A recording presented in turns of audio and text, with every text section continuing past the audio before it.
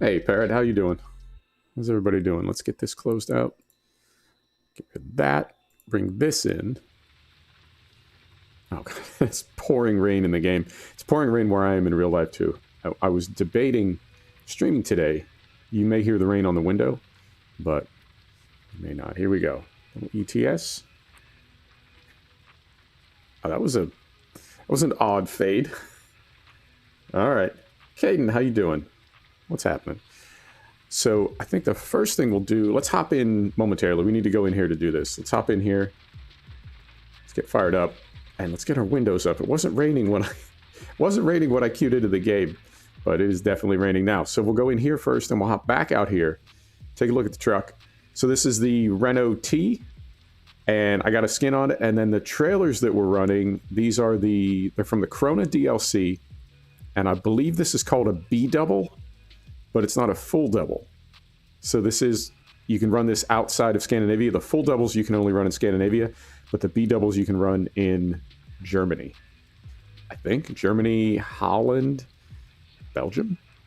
Oh, anyway, so we'll only get jobs for this trailer set that we have on right now. We'll only get jobs in fact, we can go here and take a look. If we go to cargo market, right? Everything that we get will be either Scandinavia, Germany, yep, Holland. Yeah. But then because I also have the Schwarzmuller DLC, I built just a regular trailer. So what we'll do is let's do a couple runs in Germany, a couple little runs, or maybe one or two, I don't know. And then we'll swap trailers. We might swap trucks too, because I got a skin on all the Mercedes as well. But the first thing we need to do before we do anything is we need to sleep, because I think if we go here, yeah, we got a full blue bar. So let's do this. Let's get rid of that. Let's drop this trailer set right here. Let's go get some sleep. We are in somewhere. We're in some city. We're in Frankfurt. Let's go get some sleep. And then we will come back, hook up the trailer. Ernie, how you doing? We'll come back, hook up the trailer, and see what the dispatch has for us. So how's everybody doing? It's Sunday. I wasn't going to stream because it has been absolutely throwing it down here, and it's really loud. I live in a condo, a high-rise condo, and it's got that glass wall. You got to have that glass wall. Hang on, I'm going to set the brake right here, and let's take a look at the map and find out where a place to sleep is. It's got that glass wall, and when it starts raining hard, it's like being inside a drum. It's absolutely crazy. Let's do this one over here. We'll get this discovery point at the same time, and we can sleep, whatever dealership this is, we can sleep in that parking lot. Perfect. So you may hear the rain. I can't hear anything right now. I got some good noise canceling headphones on, but you may hear the rain. And for that reason, I was debating not streaming. I actually started a flight from Amsterdam to Helsinki in the Rotate MD-80. And I'm trying, I wouldn't say reluctantly, but I'm trying IVAO, which is kind of a competitor. They're all nonprofits, so you can't, I guess, really say competitor, but it's sort of a competitor to VATSIM. It's a similar platform. So I'm trying out IVAO, and I have to say I like it. And I feel, I don't know, I could feel conflicted about it, but I don't. And I guess what I realize is I sort of made my mistakes on VATSIM. And so going into IVAO, I'm coming at it from a different approach. The one thing that is really the steepest part of the learning curve is realizing that when you're on live ATC, you've got to stick to procedure. So as far as briefing the departure and knowing what SID you're going to be on and making sure that all your altitudes and speed constraints are correct in the FMC, you can sort of hand wave that. Whoa, easy. You can sort of hand wave that when you're offline because, right, so what? But when you're flying on ATC, you've got to brief the departure and the arrival. You got to brief everything, and you've really got to know where you need to be as far as altitude, as far as speed, when you're in those very procedural areas around airports. And that's the reason they exist, is you can't just freelance. You've got to go exactly where you need to go. So I thought I was taking that very seriously when I was flying offline. And when I got into VATSIM, now what happened in VATSIM is when I didn't do exactly what I was supposed to do in some of those very tightly controlled airspaces, there was yelling, and I I won't tolerate that. That is, to me, that's akin to bullying, and I won't tolerate bullying. So I was, in fairness, I was flying around London, which is arguably the most densely crowded, most densely packed airspace in the world. And it's also really densely packed in flight sim. So the controllers that operate in that area, they're very, very good, and they know it, right? So you got maybe some pride problems, and you've also got stress, and you've also got just a whole lot of aircraft. We sleep over here. So maybe that was not the best place to start. Maybe I could have gone to, let's back it in here. Let's back it in. So maybe I could have started somewhere a little bit less crowded, but I feel like I did make my mistakes on VATSIM. If we can find reverse here. And now that I'm on Iveo, I feel like my procedures are a lot tighter. I feel like I've learned a lot in the couple weeks since I've been off VATSIM. So Iveo, I have to say, is it's a lot more chill. It's less crowded, and it's marginally less popular. I think there were 1,400 people on when I was on today, which is that's a decent crowd. Get that turned off. Turn some parking lights on because it is evening, so it's going to be nighttime when we wake up. So yeah, I took off under ATC. I took off from Schiphol, headed to. Oh dear. How are we going to find our way back to our trailer? I just realized I didn't, when I left that thing, I didn't really calculate this. Okay, so we'll go out here, we'll make a left, and then just go straight and make a right, and then a left. So left, straight, right, left. Left, straight, right, left. Okay. So, yep, I flew the departure, and I had ATC out of Schiphol. There we go. I had ATC out of Schiphol. I had ATC departing Holland, I guess. And then I got into, is it Maastricht Center? And that took me sort of across Denmark. And as I began to get into, what would that be? Sweden? As I began to get into that area, they headed me off to Unicom, which is just the sort of pilot-to-pilot deconfliction channel. It's where you just kind of figure it out for yourselves. There is no ATC. You just make one another aware of what you're doing in an effort to avoid crashes, collisions, that sort of thing. Although there is no... Collisions are turned off in-game. You can fly right through another aircraft, but really try to avoid that. All right? It's a bad look. So you go to Unicom and just sort it out for yourselves. And I flew... after they handed me over to Unicom, I flew for, I don't know, another 10 or 15 minutes and realized it was about 2 hours from there to Helsinki. So I went ahead, that was 15 minutes ago, I went ahead and closed out of the sim, disconnected from Iveo, and hopped on here and figured we could do a video. Do a live stream. Here we go. So I'm super, super pleased with the way that I have X-Plane configured right now. I'm happy with the airports that I have. Only a couple aftermarket airports. I'm happy with the aircraft that I have. Couple of those, and as far as scenery, I think the one that I'm enjoying the most is X-Vision, and then I've got an airport features add-on pack, and I think it makes the signs a lot bigger. It makes some of the writing a lot more clear, and I struggle to find my way around taxiways and that sort of thing. So this really helps out. It makes the signs bigger, and I think it makes them common to all airports. Whereas in real life, even though there is a standard, I think there can be some difference from one airport to the next. But this standardizes everything, whether that is... Oh, all right. They're going. Whether that is 100% realistic or not, it does sort of standardize everything, and that makes it much easier for me to get around. But I went through an arc, definitely, when I realized how many mods there were for X-Plane, how many plugins there were. I went a little bit overboard, as one does, but I've sort of calmed down now and got it dialed back to a reasonable level. But I think it's great. I'm really enjoying it, and I think it's amazing that I found my way to it via Microsoft Flight Simulator. I don't think Microsoft and Asobo, I don't think they planned it that way. So we'll see. I know Flight Sim 20 is going to be amazing when it's done, but it needs... Well, when it was released, I said it needed another 6 to 12 months, and it's been 6 months, a little over.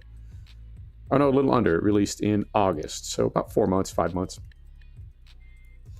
And I take a look periodically, but I think it's not quite there yet. So it'll get there. And in the meantime, there's a fantastic, I wouldn't say alternative. To say that X-Plane is an alternative to Flight Simulator, I think, is a kind of a disservice to X-Plane. It's a really amazing title, even if you weren't comparing it to anything. I think, oh, we're kind of wiggle wagging all over here. I think we got it. There we go. Yep, and I may even do some GA flying. I was checking out the King Air, and I mean the King Air is pretty big for Thomas Martinez. I mean, I don't not remember you. Where would I know you from? Let's find a job getting out of here. Yeah, exactly, Ernie. And I mean, how do you learn? You make mistakes. We take this back to Berlin. I just came down here from Berlin, and I think we're going to fast travel. So, yeah, let's head to Berlin, and then depending on how we're doing on time, what we may do is just fast travel to maybe Belgium or Paris, and swap out both the truck and the trailer. But in the meantime, we can make 30 grand, and I think we picked this up in the yard that we're in. Yeah, WGCC.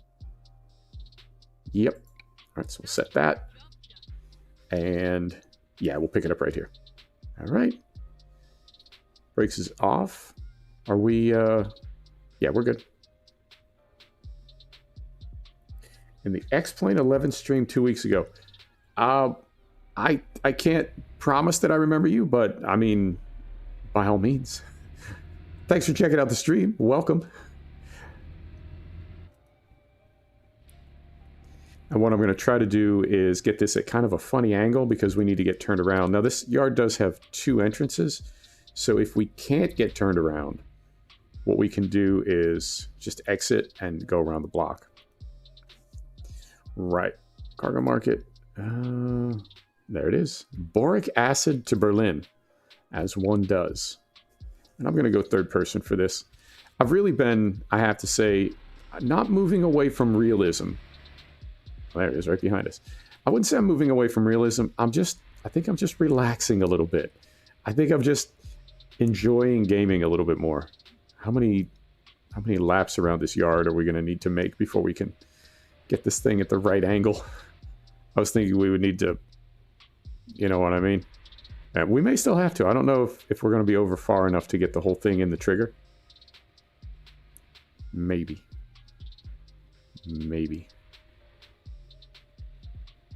So yeah, as far as first person, third person, the way we're playing Shellington right now, just, you know, just want to enjoy myself. Enjoy yourself. All right, so we'll do that. Lights off, windows down. Yeah, exactly. I mean, I'm typically pretty good about stuff like that. So when I forget, I do feel terrible. It's like meeting somebody in business and not remembering their name, right? It's terrible. Oh, it's the worst thing.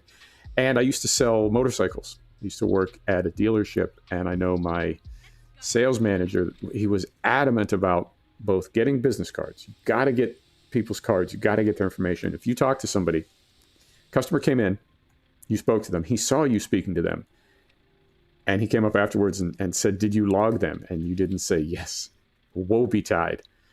That's like the worst thing you can do.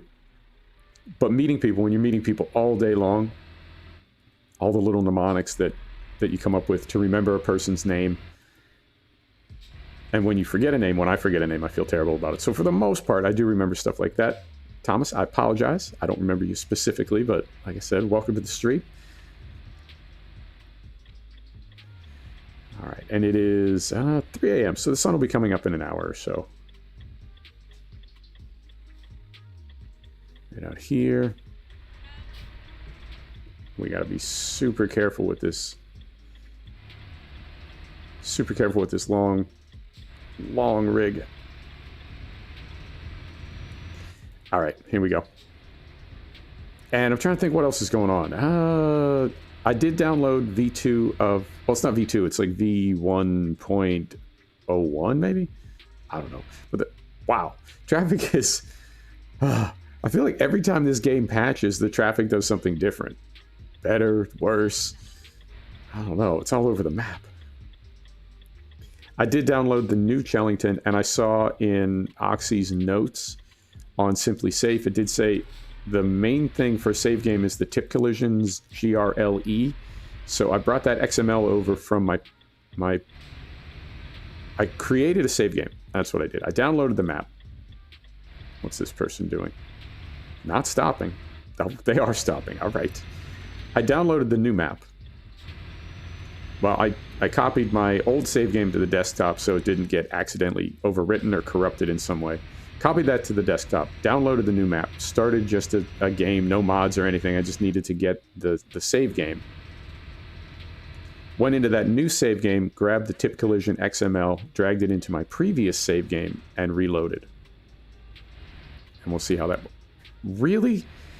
God. I mean, we haven't hit anything yet, but we're about 10 feet out of the yard, and all this chaos is going on all around us. Goodness. All right. So we'll see. And I also noticed, I mowed some more grass, and I noticed that the potato fields, when they grew, the nitrogen and lime states did not change. The nitrogen and pH did not change, but the grass fields did. So when I mowed the grass field, the fertilizer and the lime levels did drop. And I also noticed in our potato fields that even though we plowed them before we planted them with potatoes, which would be one cycle ago, they all say they need plowed. So I'm wondering if that has something to do with starting... There goes my voice. We've been doing so good lately. Hang on, let me get some windows up here. So get that. So I'm wondering if activating Maize Plus after we had the save game going, because I want to say we had those potato fields planted and then we started Maize Plus. So I don't know if it has some little quirks, peculiarities, and in time as we grow more crops, they will sort themselves out, because typically, as far as I know, you get 3 harvests per plowing. You keep the plow buff bonus for 3 harvests, and we only got 1. So we'll see. We'll just let it play. And you know what? Ultimately, it's just farming. Whether we start a new save game, preserve the old one, keep the same kit that we have, get a new kit, stay on the farm that we're on, move to a new farm. It's all just farming, and I do need to... I wouldn't say that I'm working hard to remember that, but I'm just trying to be more cognizant of the fact that, you know, if you lose a save game and you have to do the same work twice, it's all just farming. You know, enjoy it for what it is. And for me, what it is this amazing luxury I have to play sim games in 2021. I really do feel lucky to be able to have the titles that I have and have the rig that I have and see the channel growing. Have the time to do this. You know, some people don't have time for hobbies in gaming, so I feel really, really lucky. And I would never want to, I don't know, burn myself out. I think that's the reason I've stepped away from Western Shore. I did kind of burn myself out on that map, V1, and even though we had a break before V2 came out, hopping right back in without having played any FS17 on any other maps in between, I think maybe I'm a little burned out on the Western Shore. And I tried to mix it up a little bit. I tried, we did one episode of Altenstein, we did one episode of Hofbergman, but it's not quite, didn't quite, I don't know, didn't quite fix it. Let's get slowed down here. This Renault is surprisingly fast.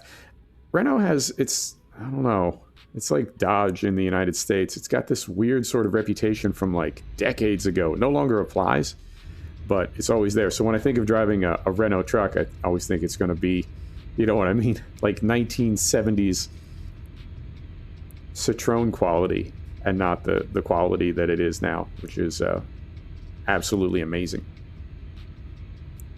So that is what's going on. Big B, what's happening? How's your weekend going? So that is, I think that's everything that's going on. Chellington, yep. X-Plane, yep. Figured we would just make some local runs. I don't want to go like up into Scandinavia. I don't want to go to Turkey or anything. I do want to stay kind of local. I mean, obviously we can teleport. We've got enough garages now. We can teleport anywhere we want. But I would rather, I don't know, stay sort of true to the spirit of the game and stay in the neighborhood of Iberia, because I do think that's going to drop in the next few weeks. And we can get there quick enough. Even if we were in Turkey or Finland or somewhere, we could get there quickly enough. But we'll stay close just the same. And I do want to, when I was skinning the trucks, I decided to skin up a bunch of trailers as well. And so we've got this B-double rig on here right now, and then I got that Schwarzmuller done as well. So we'll drive some different trucks, we'll drive some different trailers, haul some different trailers, and we'll, I don't know, make some money. I don't know how much more money we need, though, because our drivers are leveling up. They're starting to make money a lot faster. And we've got all the trucks that we're ever going to want. We've got like 4 or 5 short wheelbase trucks, and then we've got 3 or 4 of the 4-axle monster trucks. We've got plenty of trailers, low loaders, we've got intermodal haulers, we've got reefers and cool boxes and everything else. So I don't know that there's a whole lot else that we need to buy. Oh, and we've got garages everywhere. So we don't really need any more money as far as spending it. And I think the same thing is going to happen on this profile as is happening on ATS, which is we bought everything and now we're just stacking money. Yeah, we've got everything, but we don't have an Iveco, I think is the only one we don't have. We've got Mercedes, we've got MAN, we've got DAF, we've got Scania, we've got Volvo. Is there anything else? Am I forgetting a brand in there? We've got Renault. I may have said that twice. Yeah, I think we've got everything but Iveco. But I mean, really, can you blame me? And now there's supposed to be a new Iveco. I feel like they've heard the fans. SCS is they listen pretty well. I think they do. And it's, I don't know, it's like iRacing, you know, there's some dead vehicles in the game, in the sim, that nobody uses. And after a while, it's like, well, why don't we pull that out and replace it with something that people would use? And I think the Iveco is going to be the first one that gets, I mean, maybe ever, the first one that gets replaced. Oh, they probably won't pull the old one out, because I'm sure there's some lunatic somewhere that likes that truck. And in fairness, I do have a Renault Magnum, and that is not a super popular truck. But I feel like it does have, it's got kind of a goofy kind of appeal to it. It's so ugly. It's a very odd looking truck. But the thing about the Iveco for me is it seems really poorly made. It seems like it was modeled when they were building to a really different standard. The Magnum, you mean? Yeah, it's like the weird kid in school that's always eating paste, but he's, I don't know, super good at like chess or something. Yeah, it's definitely, it is its own breed.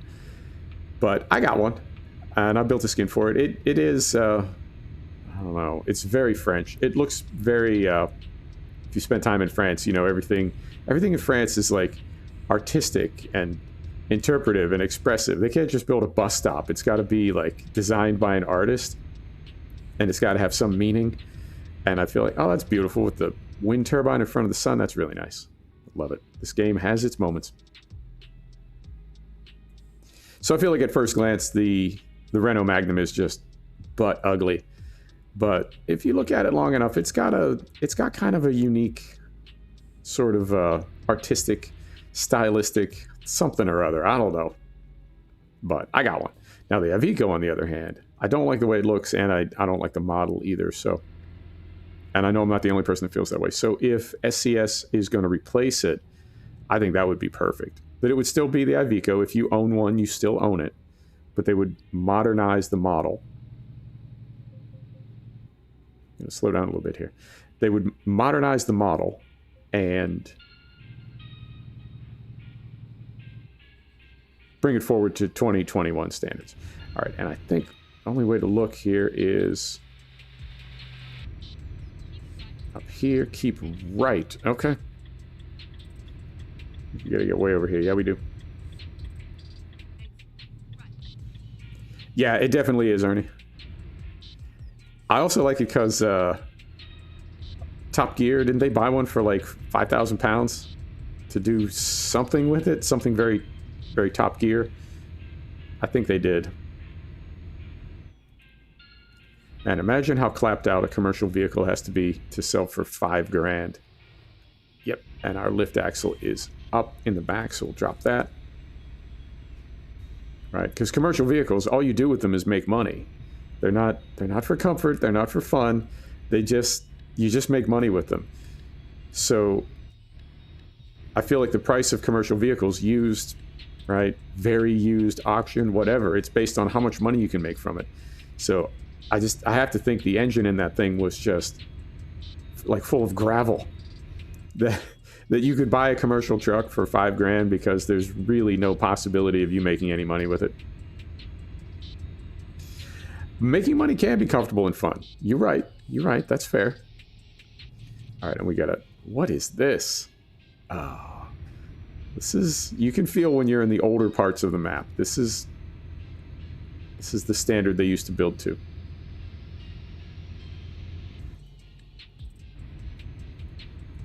And we're supposed to get... Oh, I think we're getting New Germany in bits and pieces. But I think a lot of the new hires... way out over the line there. I think the new staff that SCS is bringing in, I think a lot of it is to modernize the parts of the game that already exist. Which is amazing when you think about it. Because they completely don't have to do that. The game at this point, they sell it for $5. The game has already made its money back many times over. And they could just be pocketing that. The fact that they're spending it on payroll to modernize an 8-year-old game that everybody already owns, that is amazing. I just realized we're going over 100 kilometers an hour. Let's calm down. Let's everybody just calm down. There we go. Better. I mean, who does that? That would be like Rockstar releasing GTA 5 Collector's Edition remastered. But if you own GTA 5, you just get it for free. Wait, what? You don't want me to buy it again for another $70? So SES is a super cool company. I hope they keep doing what they're doing. And it is just going on 7 a.m., so we'll get the lights turned off here momentarily. And I don't know, I was sometimes when I'm streaming, I'm like trying to figure things out in real time.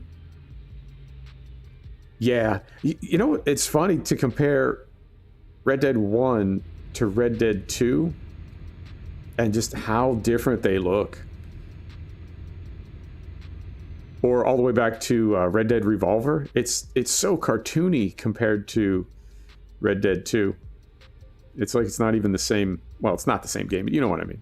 Same franchise, but they're vastly, vastly different.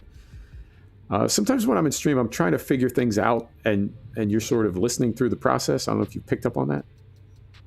But yesterday on Shellington, what I was saying about Train Sim World 2 is I feel like Train Sim World 2 it's right in between Truck Sim and Flight Sim, where Truck Sim, there's no realism to this whatsoever, and there's really no control over the truck when we got turn signals and stuff. Revolver was not made by Rockstar.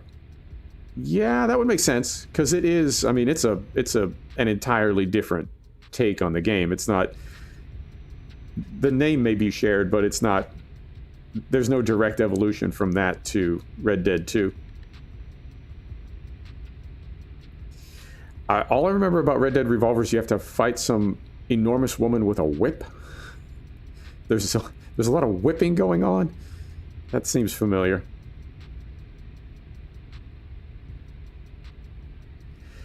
So in this, I mean, they call it a sim, but this is not by any means a sim. It's just a game. But there's really no control over the truck. You just steer it. You know, you put the automatic transmission on. You just drive it. There are no systems represented at all. You can turn the realistic brake pressure on, things like that. But it's pretty minimalistic in terms of calling itself a sim. And then at the other end, you've got X-Plane or even Flight Sim 20 or FSX. But in between the two is Train Simulator, which is it's a little bit more tedious than ETS2 or ATS, because there are some things that you need to sort of remember and take care of, but they don't really matter. But then at the same time, it's not as procedural and involving as a flight sim. So I just realized it's sort of in a gray area where it's not as interesting or exciting as a flight sim, but it's more tedious than a truck sim. So it is a kind of a dead zone.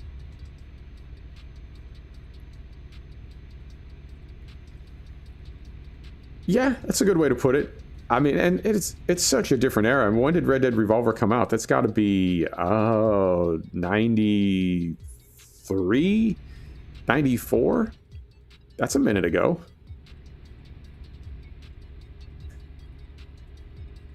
And then Red Dead 1 was I couldn't even guess the year. Early aughts, mid aughts. Yeah, oh man, that ending. I think that's a bold play for a studio to, I mean, not a happy ending, but, you know, poor Arthur. Came out in 2011. Okay, I would have thought a little bit sooner than that. Man, Rockstar does not hurry when they make a title. They really, really don't. I hope they keep that up. We gotta slide over here. There we go. Oh, shit. Oh. These... Just pretend you didn't see that. Everything's fine. I probably spilled the coffee. I don't know how many hundreds of hours I need to have in this title before I remember that in Germany... you get this little kind of exit area, right? Like you leave the main freeway and get onto this little exit area, and then you exit proper. But I always think I can take the ramp itself from the freeway, and there's always a middle step, and I forget it. But it's only in Germany. Germany and maybe Belgium.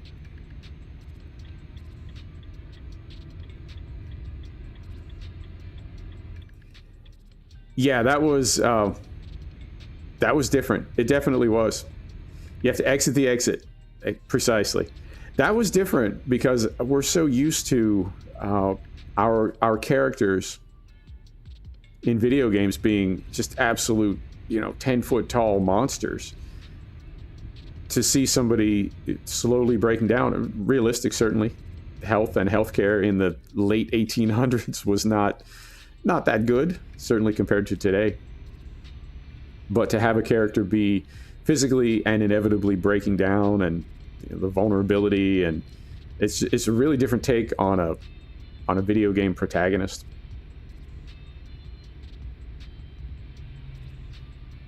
Yeah, he really was. And I think that's the difference between creating your own character, as you do in some titles, and playing a pre-built character. I know Ubisoft on some of their milsim titles, you sort of straddle the difference, where you have a name, you have a specific name, and you have a specific role, but then you can build your character out any way you want, but you don't have a whole lot of a story, right? You write your own adventure, choose your own adventure, whereas something like Red Dead 2, you're a very specific character with a very specific backstory.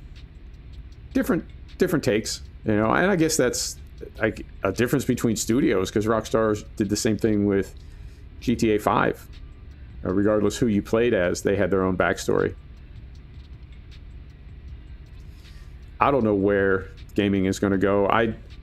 I'm really looking forward to, and I'm really dreading when voice recognition and deep learning and AI and all of that can come together, where you'll just be able to talk to a game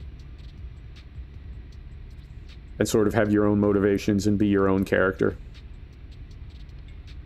It'll get there. It amazes me every time I have to call like Bank of America and the voice says, in a few words, tell us what you want. And I say, I have a question about my investment account. And they're like, did you say you want to buy a cow?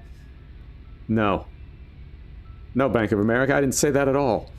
But I can give Google Nest really like a long sentence of instructions, or I can ask for a very specific song to play on Spotify in just my regular conversational tone after a gin and tonic or two. And it sees right through it. It knows everything that I said. I can't believe for a minute that you can spend a couple $100 on a Google Nest and get better access to voice recognition than a multi-billion-dollar bank has access to. I think that stuff sucks on purpose so people don't use it. Because the first thing they tell you, call any phone number, the first thing they tell you is, did you know you can go to our website? Website? Tell me more about this. Recorded voice? It's 2021. Tell me about your internet.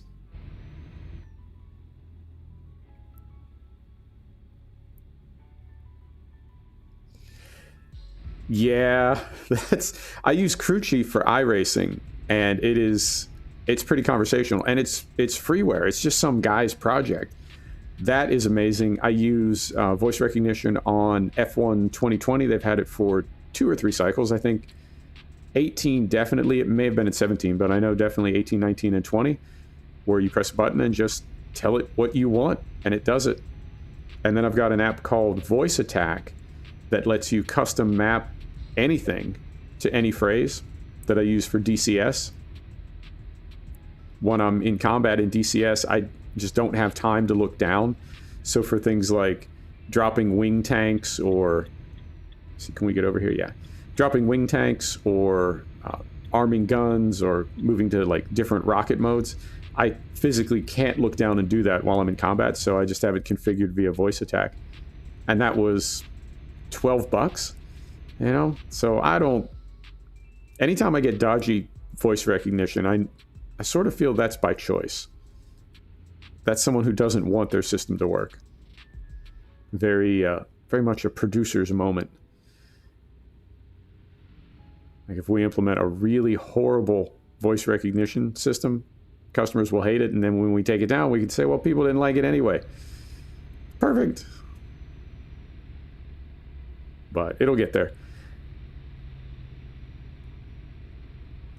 And when we get to a point where instead of having a pop-up menu of 3 or 4 responses to something that a character has spoken, that we would just be able to respond to them in our own words, and the game would then let the narrative move forward based on what we said. Now, obviously, it's going to choke if you go completely random on it, right? But I think it'll get there. Another generation or two, and things will probably be photorealistic by then anyway, so it'll be and by that time we'll probably have sex robots too, so nobody will even be playing video games. Yeah, from when I got out of it to now is just about night and day. It really is. And the affordability of it also. There were some, I mean, there were obviously like super high-end flight sims when I got out of gaming, but just the quality of the cards and the ability of the cards, you know, their maximum resolution. There really was no 4K. There certainly wasn't 8K or 120 FPS, but there were high-end flight rigs and high-end racing rigs, but they were virtually unaffordable to citizens. Whereas today, you know, my entire rig, I mean, I'm conscious of a budget. I haven't gone completely crazy, but I really love my rig right now. I mean, all aspects of it, my flight stick, my race wheel, my pedals, you know, all of it. And all of it was pretty affordable. You know, definitely consumer level products. I don't have any, I've got some prosumer stuff, but I don't have any full-blown pro gear. So really, really affordable as well. And that is surprising, you know. And obviously prices come down on stuff as technology advances, except phones apparently. I guess they're just going to add like $100 or $200 to the price of a phone every year from now till going to buy a Galaxy and just have to give them a kidney or something. But other than that, the prices keep coming down, the quality keeps going up, and these games just look better and better. Exit right. Is this What's going on here? Nope, we can exit. Thought there was a detour there.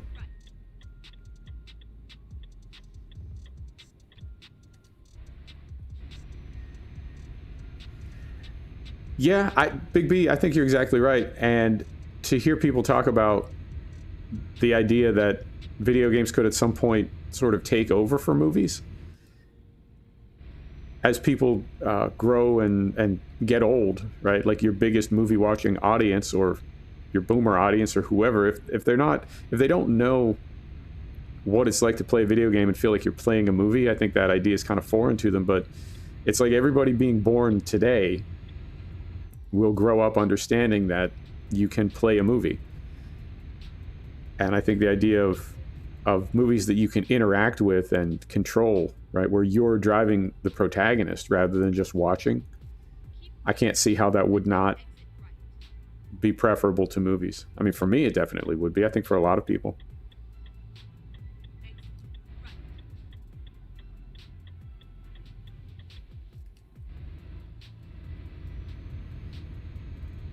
I'm really enjoying this truck. I'm not typically a Renault fan, but I do like the T. All right. And, oh, we're already there. Okay. I mean, not completely, but I can see the delivery on the mini-map there. Fried. What's happening?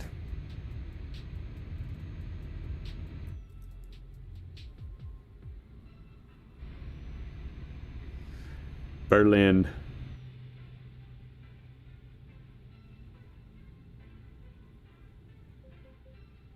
Let's get slowed down here. Disco Elysium, you know, I need to get on board that. That ray tracing style artwork and the 70s look artwork, I have to say, it kind of turned me off, and for that reason I never really even took a look at the gameplay.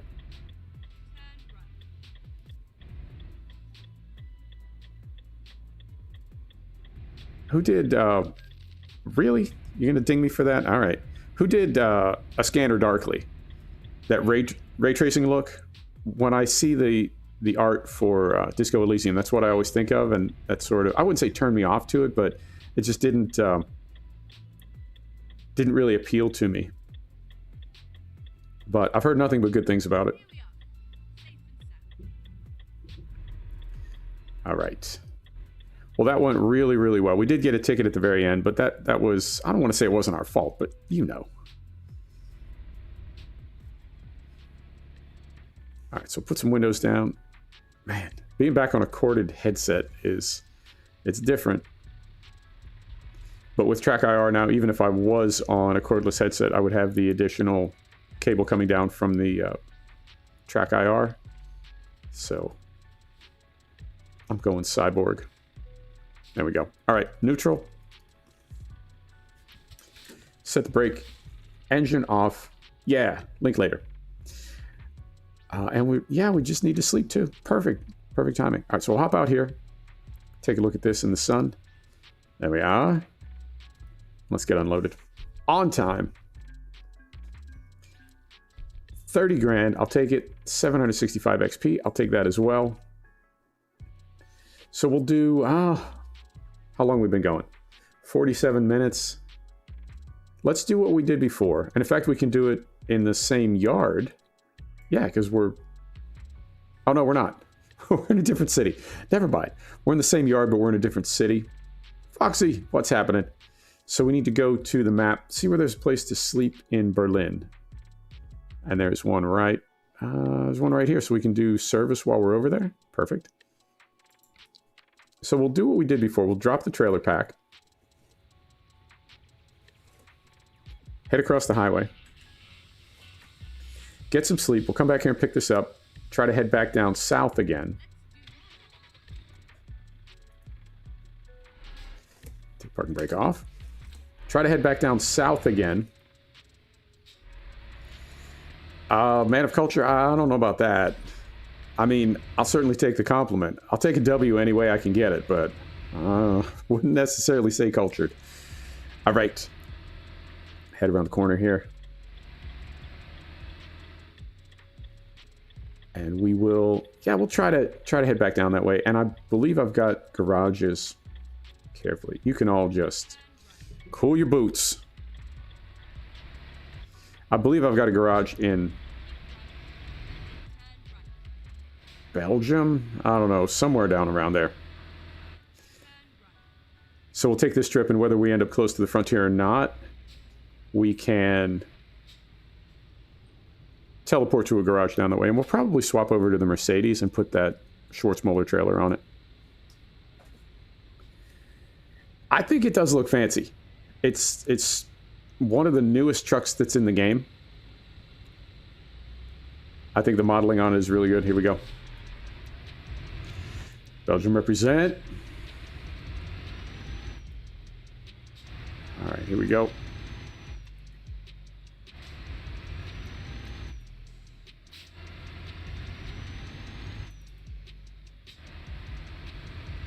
I'm sort of getting the feeling that when you have the lift axle up, these trucks do turn a little quicker. But I've never seen any, like nobody's ever put together a scatter chart or something. Nobody's ever graphed out how differently the trucks turn, whether they are 2-axle, 3-axle, lift axle, that sort of thing. Best beer on earth. I would not argue that point. I love an Abbey Ale. I got to be careful with them, because those 14 and 15%ers sneak up on you, especially when they're delivered to your table in a bottle as big as my head. But yeah, I do love an Abbey Ale.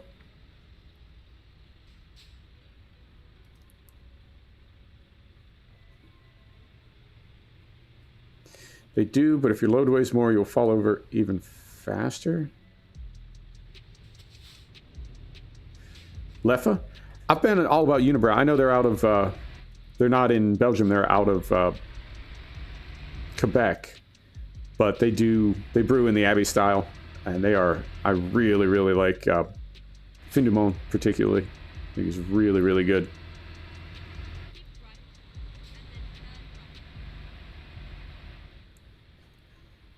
Oh, man. See, in the wintertime, I typically drink like wine and cocktails. And then summer is beer time. But you're really, really making me crave. And there's a fancy pants beer and wine store literally in the lobby of my building. You know what I'm saying? I could not be happier.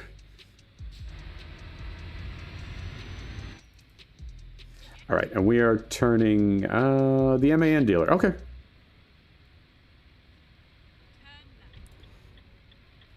Yeah, if you've not seen the artwork on the bottle, it's fantastic. It's like a Viking longship going off the edge of a flat Earth. Yeah, it's a very cool thing, Foxy. I feel very lucky. Another reason I feel very lucky. I'm gonna miss this place when I leave. It is.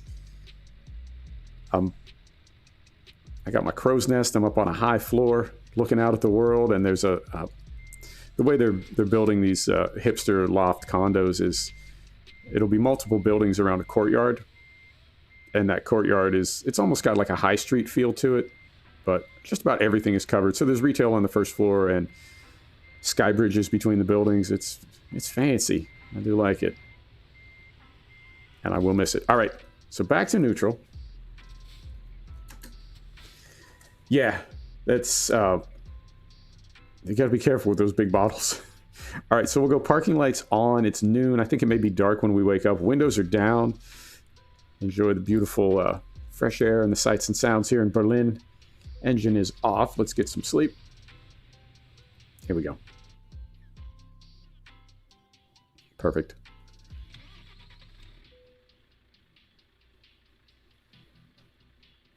What concept is that, Foxy? And I gotta put a pin in the map, or I'm not gonna be able to find my way back to the trailer. I know it's only like 50 feet away. It's over here, right? NBFC? All right.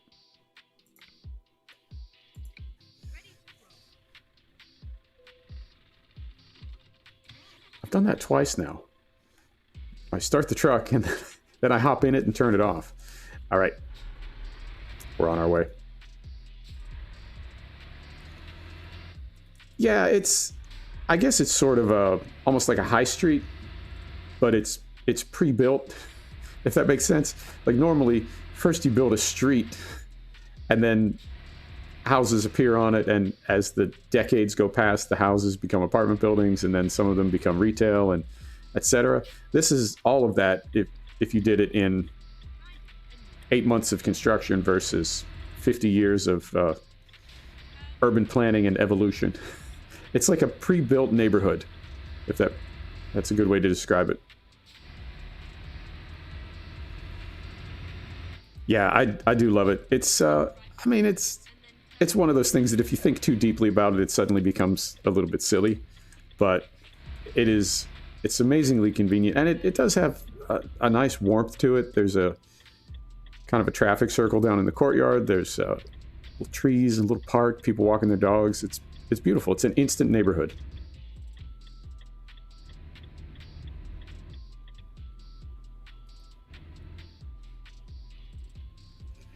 Yeah, it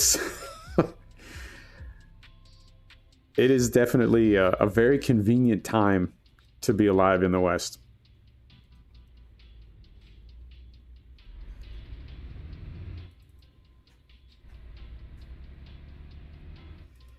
Yeah, that's nice as well. Ernest Hemingway said everybody should have their own bar and their own harpoon. And I guess I have a bar. I mean, they know me by name when I walk in. I don't have a harpoon yet. I got one of those too, but it's not a chain. It's a one-off. But they have award-winning pizza, and one of their pizza chefs was a member of the American pizza team in some international competition. I didn't know there was such a thing, but apparently there are pizza competitions. And this guy was on the team that represented the US. It's amazing pizza. It is ridiculously expensive. Like kind of makes me angry it's that expensive, but it's worth it. So you go to the beer and wine store first, and then you go to the pizza place to pick up your pizza while it's still nice and hot. Yeah, the American pizza team, exactly. Yeah, it makes you spoiled. It really does. And I know, and we were talking about LA yesterday. I know when I lived in LA was the first time I really understood the idea of home gym, home office, home theater. Because it took 45 minutes just to get off the peninsula, and then after all that, you go up the ramp to the freeway and just sit in traffic. So a lot of people in Palos Verdes did not leave Palos Verdes too often. And I didn't get that, but after living there a while, I totally got it. So the idea of having something that convenient and that close really appeals to me now. Begs the question, go. I like questions. All right, we need to find a job. Let's take it down south, or let's take it either down south or to the west. Right? Because I'm thinking if we can get to Belgium, do we have a garage in Belgium? I'm almost positive we do. And then we'll have to drop this trailer before we go to France. Okay. So this is going to Holland. What? Hang on, let's try again. We're going the wrong way. Finland, Rotterdam. That's sort of due west of us. Okay, that's one. You know, I'm down with almost anything on a pizza. I don't really have a preference, and I sort of like to be surprised. That's going to Amsterdam as well. It's going north. I would probably say, I don't know, I'd go with like a white Rotterdam. Let's go Rotterdam. It's the most money, 37 grand. I would say a white with toasted spinach, right? Crispy toasted spinach. Maybe some shrimp scampi. Only Brussels on the map. Let me take a look. And I don't know what else would go with that. Maybe some truffles. I don't know. I'm thinking light, though. This is a world map. We need to zoom out. Yeah, something a little bit lighter. Not like not a super red sauce. Brussels and Liège is on here. And I think those are the only two cities in Belgium that are represented. Oh, man. I know people say pizza is just pizza, whatever. It's good pizza, it's bad pizza, whatever. I've had pizza that is absolutely world class. Did we even select that? We did select. Oh, it's here again. Okay, we're picking it up. Same place. All right. I've had. It's like anything. I've had pizza that is just mind blowing, and even though it is the same basic format, right? That doesn't mean that they're all the same. Pizza with tuna. Yeah, I mean, I think it would depend because there's different kinds of tuna. There's like tuna you get in a can, and then there's like a tuna steak. All right, so we will go here now.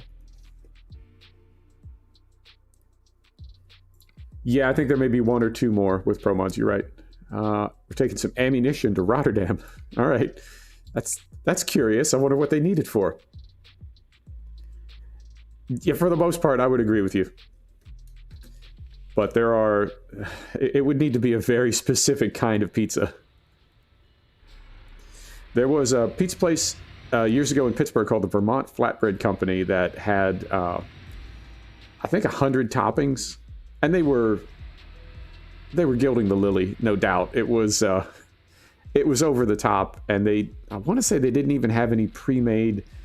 They didn't even give you a starting point. You had to pick your own dough, your own sauce, and your own toppings, and they didn't have, right, the Nashville, the Big Boss, right, something to get you started. Nothing. It was just pick your stuff, and you go from there. And they had things like pheasant and oysters, but it always seemed kind of contrived to me. It was like the idea they started with was, hey, let's have 1 million pizza toppings, and then we'll just open a restaurant around that. So they kind of went over the top, I think. All right, so we'll turn this off. We'll get loaded up.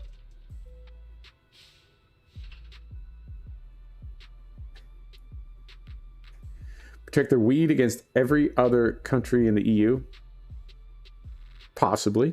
Although, for the most part,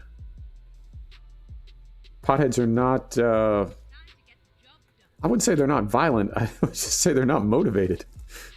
They're not... There we go. It's not that they don't want to hurt you. It's just they can't quite form the thought to do it. If that makes sense.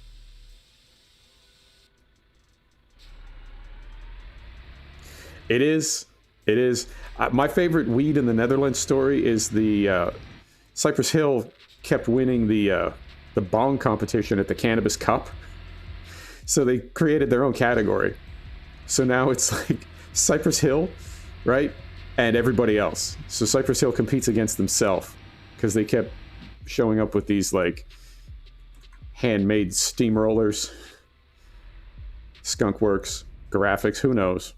Skunkworks. Hey, that's funny, and I didn't even plan it that way. Here we go.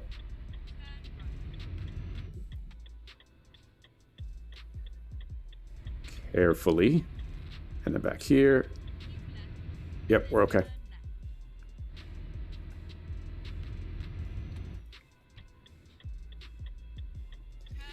I was in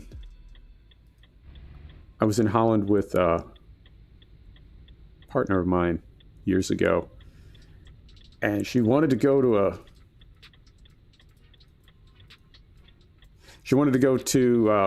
one of the weed bars.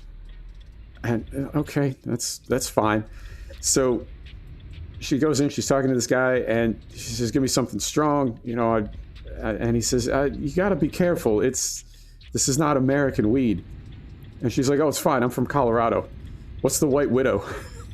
And 20 minutes later, she's like sitting by a canal sobbing that she can't feel her fingers. God, I seriously cannot take you anywhere. That is my That's my Netherlands weed story. She also kept asking me to take pictures for her parents, and I was very careful that every picture of her I took had some inappropriate or obscene sign behind her. Yeah, we learned. It was hilarious. She was a mess. She was a mess before we met. She was a mess while we were dating. She was a mess after we split up.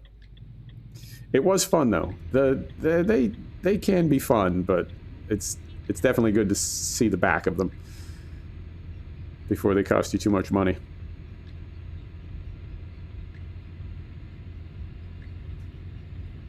All right, we are on our way to Rotterdam. Cypress Hill Black Sunday on tape for Christmas. Whoa, hang on. Let's get slowed down here.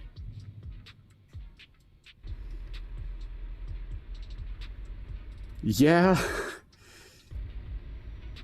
I tend to be more East Side. I'm a huge Wu-Tang fan, and I tend to think of them as sort of counterparts in that era. But Cypress Hill was no joke. They've got the singles, right? And like any band, the singles are never their best work. But I feel like the singles got them sort of not typecast. What's the word I'm looking for? You know what I mean. The singles don't really represent the scope of their talent. But the singles seem to be the only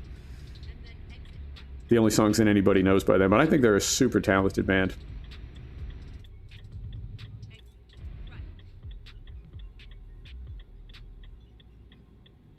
Oh, careful. Trying to drive and rechat. Don't do that. What is Cypress Hill? Oh, Foxy, you're about to go on a journey.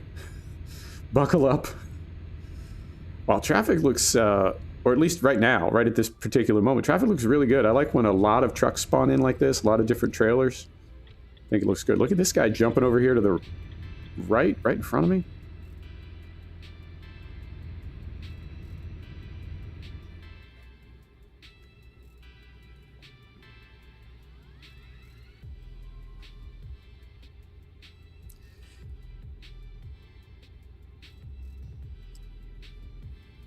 And do we need fuel? We're on half a tank. I think we can get there. I'm not going to fill up. I think we can get there with what we've got.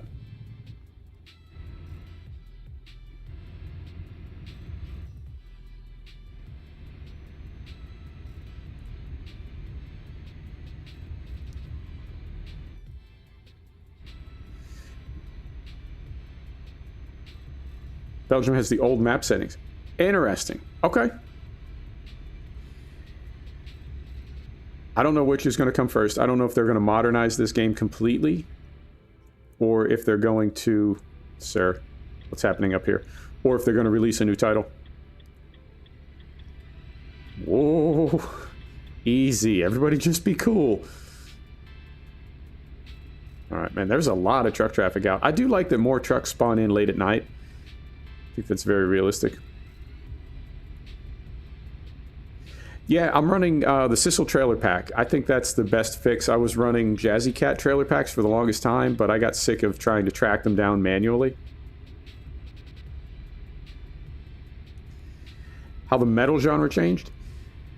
Yeah, I mean, there's a weird sort of multi-layered crossover between hardcore and metal and hip-hop.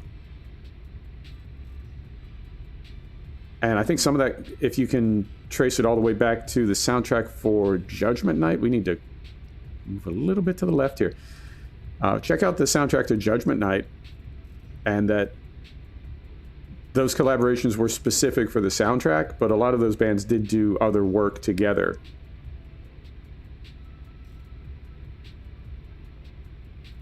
And then, of course, you got Limp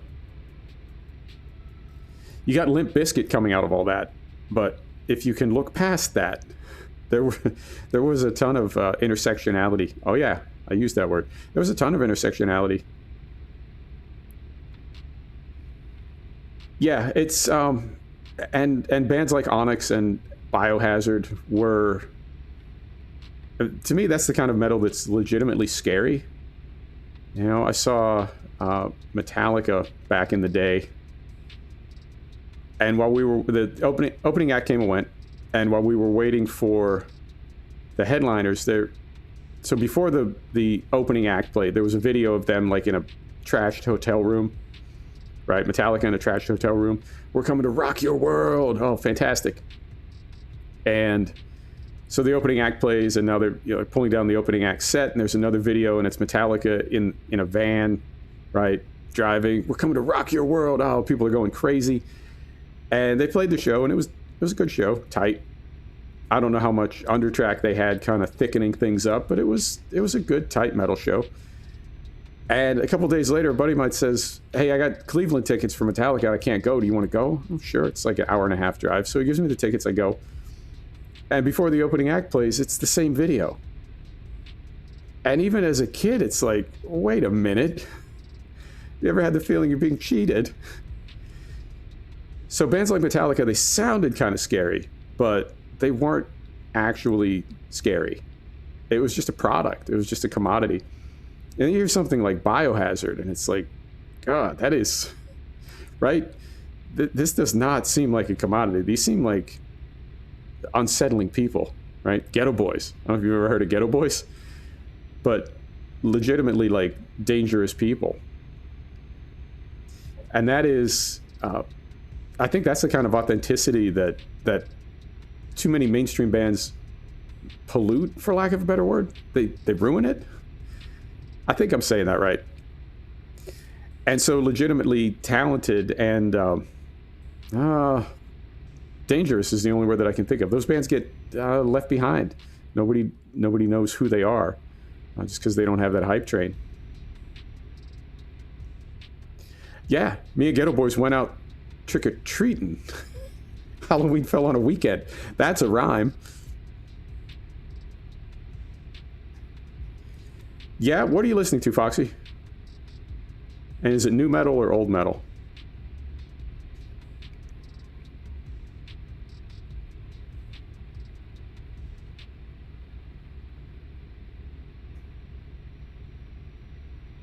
I think the last half dozen or so on Spotify for me was Soen. There's a band called Color Haze, which is kind of old school, but their music's sort of timeless. It's like very 70s modern metal hard rock. Right on. Yeah, Color Haze, Soen. I've got Them Crooked Vultures and Riverside. Yep. And I think, was it Bushwick Bill that got shot in the eye? I mean, I'm not trying to minimize the fact that there is like actual serious violence in and around these bands, but it is authentic. You know, it's not. What is the RZA called Drake? It's got something to do with Saved by the Bell. That, you know, Drake is so hard and he's so gangster and he's just a wealthy kid and his parents sent him to acting school when he was a teenager. Them Crooked Vultures? Yeah, I mean, I feel like anything, you could pull any one of those people out of that group and affiliate them with anything and you would know it would be a good show. And to put them all together that's just next level. I know Tyler Hawkins is not a part of that, but imagine how stressful that was for him early days of Foo Fighters to know that he was going to be the drummer for one of the hardest hitting drummers in the history of rock and roll. No Resolve, Linkin Park, Bullet for My Valentine, I Prevail. Hang on, let's get to a straight stretch of road here.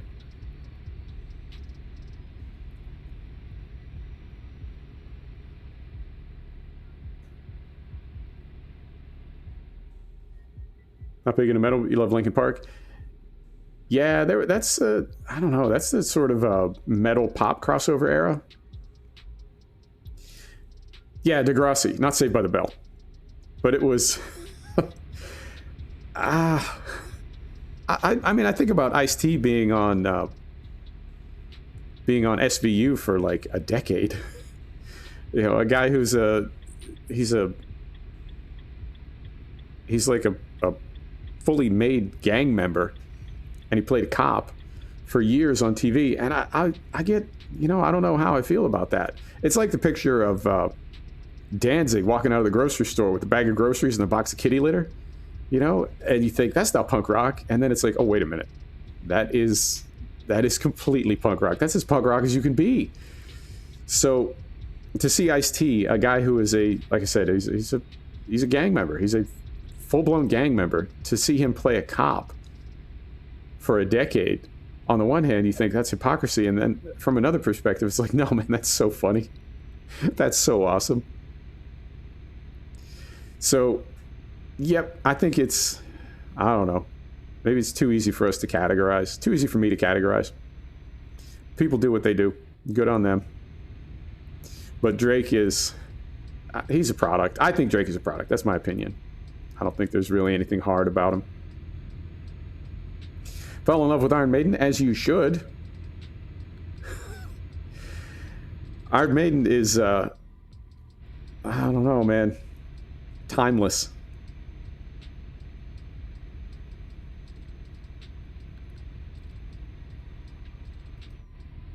Yeah, we are having a hard time finding a gear here. Way more into hip-hop? Yeah. I think all music is merging. In the era of MP3s and streaming audio, I think everything is just sort of blending together. Well, little surge right there. I think we were loading a tile. Yeah, that's a good point, Fried. I think, well, there's still, I think there's still plenty of SoundCloud rappers that are in the life, but for the most part, it's, I mean, you can point to a lot of things. I think Beastie Boys sort of changed it, although Beastie Boys, in the history of hip-hop, I think Beastie Boys are pretty much the equivalent of Elvis in rock. I think they just made it acceptable to a lot of people.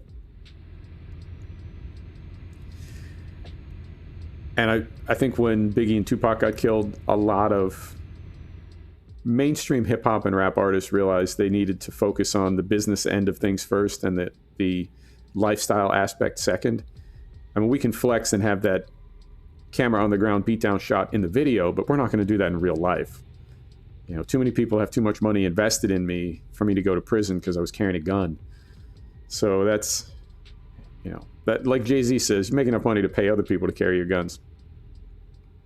Don't carry them yourself anymore.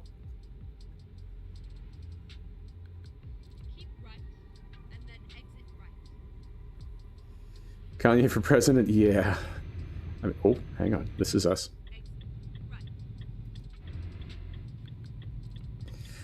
I think the realest take I've seen on Kanye West is when you're either hating on this guy or laughing at him, keep in mind that you're just looking at public mental illness.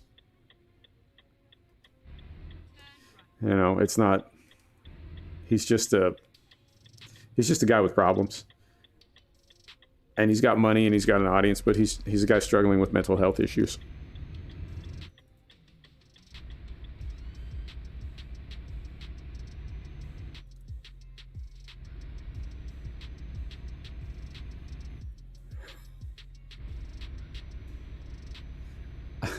I think something's going on in the chat.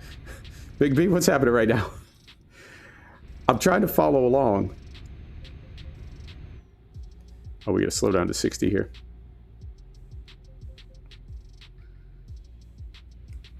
There we go.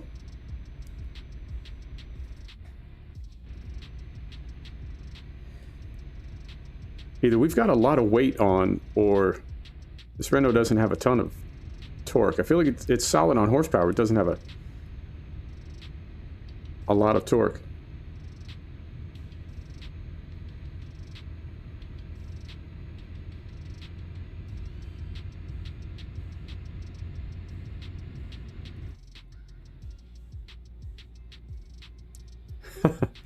Understood.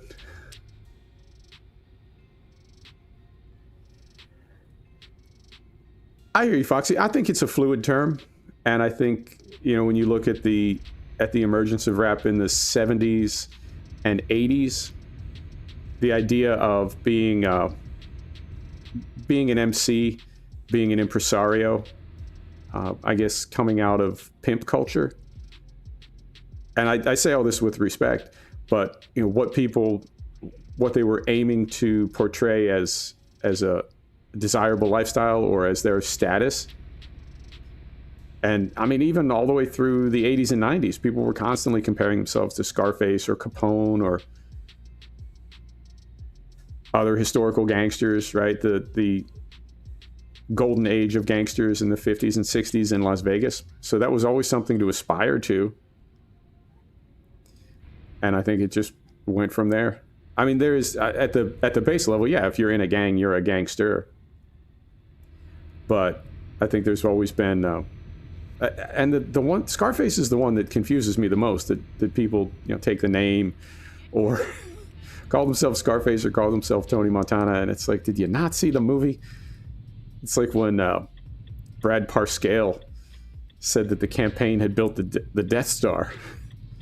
Did you now?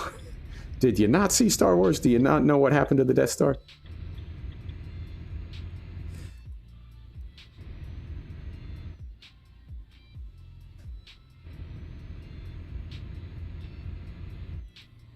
Man, we are taking some detours here.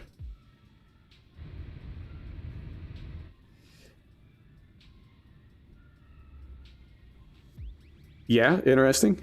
I mean, it's a different kind of movie. I don't think that it aged particularly well. It's pretty dated. It wasn't really made as a period piece, so it's in that gray area where it, you know, something like I don't know, Raiders of the Lost Ark. It was a period piece, so it will always look timeless.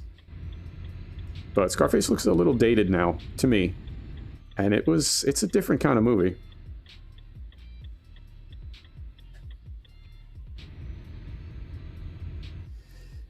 Yeah, it's it's tricky to keep up with. And I'm trying to drive this truck and not hit anything.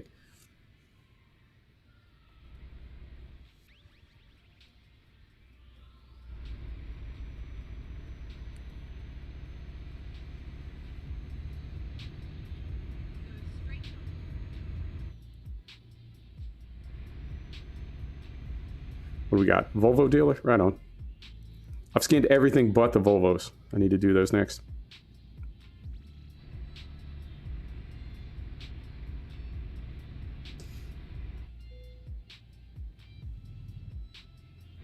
Doesn't sound weird at all. I mean, my definition of art is anything that makes you feel something on purpose. That's art. So the medium's not important. When I lived in London, I saw a guy playing a bucket, and he was tearing the joint up. You know, it's not the arrow, it's the archer.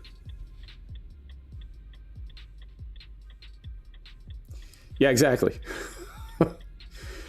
Now this isn't bad. When I'm flying on ATC, that's the one that concerns me, because I have to be absolutely focused on hearing anything that comes in from ATC for me. So I've got to be listening with like full concentration and trying to read all the lunacy that's going on in chat. But I'm confident. I think I'll be able to pull it off.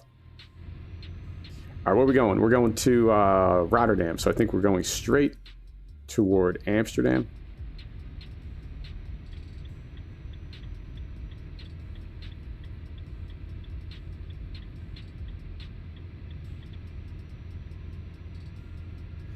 I've never been to Australia. I've really wanted to go to Australia. I was about 12 hours away from going to Australia, and things didn't work out. But I've always wanted to get there. I have not made it to the South Pacific yet, but that is on the list.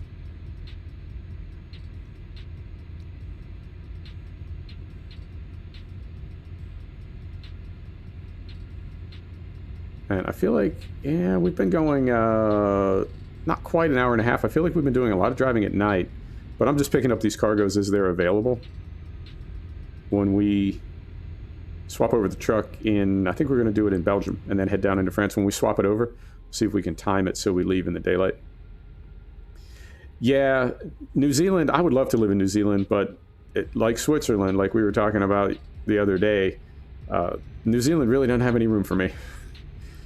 And there's not much I could do to make them want to have room for me. I think the waiting list to move to New Zealand is way bigger than the number of spaces that are available. Let's get slowed down here. Yeah, I've heard nothing but good things about New Zealand.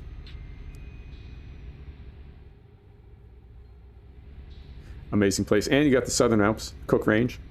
So plenty of climbing down that way. South Canada, yeah. I mean, I think if it was anywhere, it would be Canada for the mountains, for the climbing and the mountain biking. I think it would be if I were to ever leave the United States. And I don't know. I mean, every election, there are always a lot of people threatening to leave the United States. And I get conflicted because we got a lot of problems right now. And it's one of those questions of, you know, when there are big problems, do you just walk away from it, file bankruptcy, go someplace else and start over? Or do you fight to dig your way out of that hole? And I don't know if we can dig ourselves out of this hole. As far as the gap, right? The difference between the two sides right now, I don't know if we'll ever be able to reach across that gap. And I don't know if I want to continue living in a country that's this divided. I'm not being specific about what side I'm on, but there's definitely two sides, and it sucks. It's holding us back. You know, we couldn't get to the moon right now. We couldn't get anywhere. We couldn't win World War II right now. Couldn't do anything. We're a mess. So, you know, do I want to stay and try to be on the right side of fixing that? Or do I just want to acknowledge that any attempt to fix it or participate in fixing it by me is just going to be wasted time, wasted effort, and end in heartbreak and years gone? We're going straight here. Yeah, I think the Yukon. I would love to get on some of the big walls up north. Careful. A lot happening right now.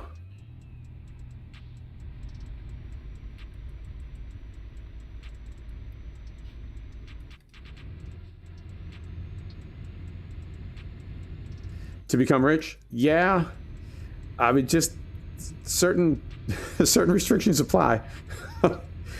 The people talk about how, you know, they want everybody in America to be rich. There are politicians that say they want everybody to be rich. And every time I hear it, it's just a facepalm.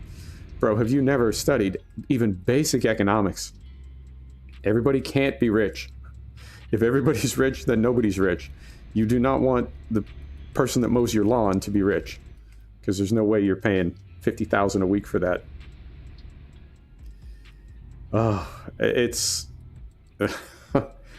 it's too big a topic to even summarize. It's amazing. Yeah, exactly. And smart people, or people who seem to be smart, people who seem to be smart, it's like they don't have an understanding of basic economics and inflation. You know, it's they're selling somebody something. They're trying to sell the idea that the opportunity to make money and the inevitability of making money are the same thing. Just because anybody could be rich doesn't mean everybody will be rich. But if you tell people that, right, then they think for a minute and say, all right, well, then maybe socialism isn't so bad. So to steer people away from that, one party is very specific about the idea that everybody can be rich. Asterisk. Conditions and limitations may apply. Your actual wealth may vary.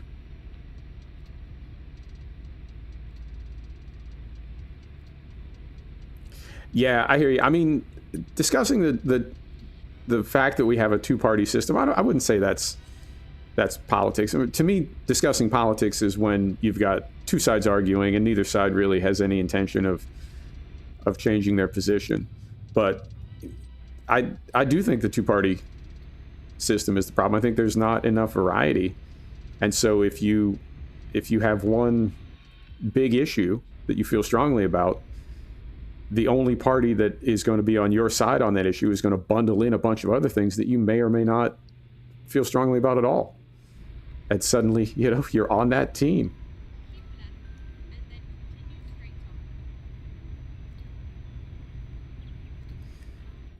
Do we need to... Oh, uh-oh. We got a lot of very fast traffic here. Are we going that slow? Yeah, I think 4 or 5 is better. But we've also, on both sides in this country, we sort of revere the Constitution and forget that it's a living document and it's been amended many times.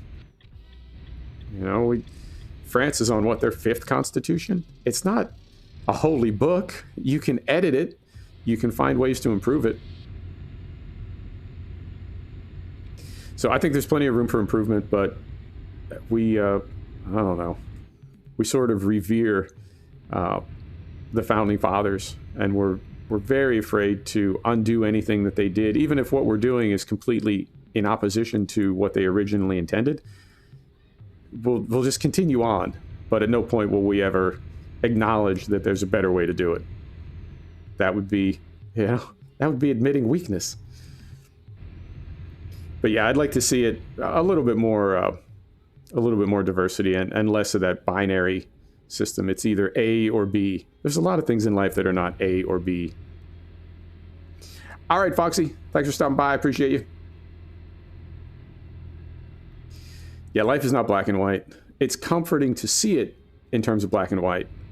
And I feel like binary thinking is definitely a refuge for people that really aren't all about critical thinking. Just give me an easy out. Give me a way that I don't really have to think. There's a lot of shades of gray in this world.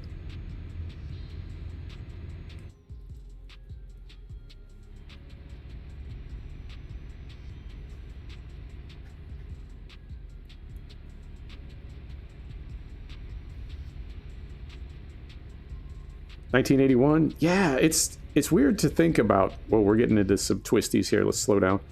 It's weird to think that history is happening, right? Like, Britain just left the EU. And that was, I don't know, that was mostly kind of a procedural thing that I was watching on the news every night. But in 50 years, that'll be a historic event.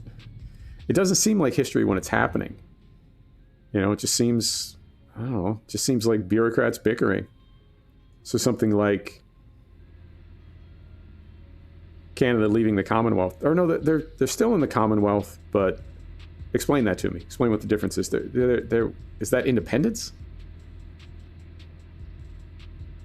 What happened? Like, what was the specific process that occurred in 1981?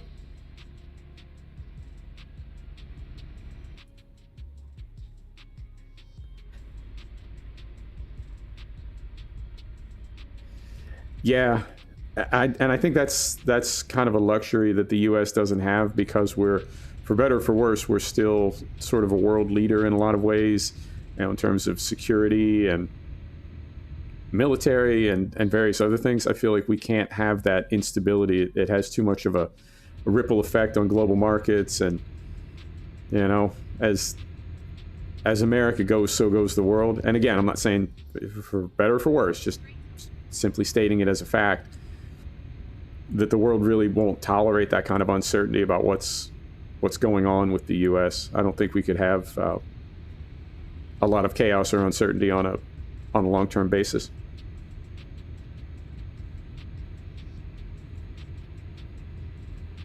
A light independence?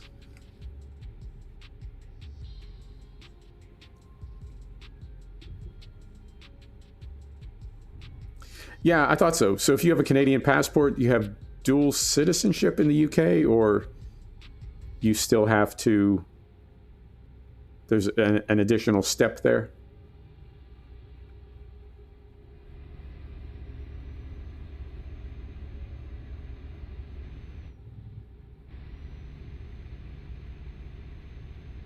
And I think, yeah, we're just going past Amsterdam, so I think that's Schiphol over on our right there, where I just flew out of this morning. Man, I want to do a Transport Master stream. I want to move one cargo via truck, train, and plane in one stream. 75% of the land.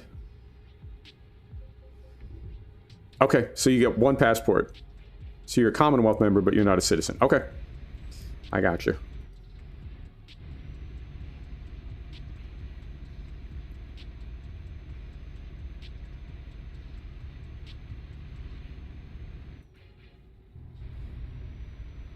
And I do like... I like the tone of conspiracy theories. I don't believe in them as fact. I don't think they're real. But the stories themselves are hilarious. And the idea that the royal family is like some secret cabal. Now, there's a conspiracy theory in the United States that the U.S. is that the East India Trading Company never went away. That England is essentially the East India Trading Company, and the United States is their military wing, their military arm. And the United States didn't win the revolution. We didn't get independence. It was all just a dupe. And the U.S. is like the cat's paw of the East India Trading Company, which is the biggest corporation in the world and still runs everything secretly. Yeah, exactly. I don't believe in them, but they are fun. They are funny. It is easy to move to the UK. Okay.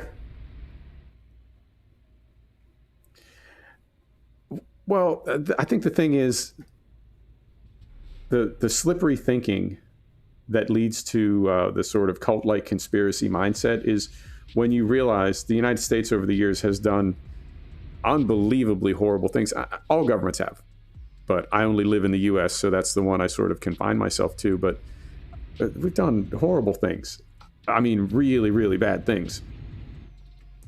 Sprayed radiation over cities to see how it spread. Spread contagious diseases over cities to see how pandemics spread without telling anybody. MK Ultra, right? Mind control studies, kidnapping people to test brainwashing techniques on them. And it was all done for national security and the greater good, but it was really bad stuff that a small group of people knew about. And everybody was sworn to secrecy and didn't talk about it. So that is, by definition, a conspiracy. And if you've got a theory about it, it's a conspiracy theory. And if you can prove that it happened, then it becomes a conspiracy fact.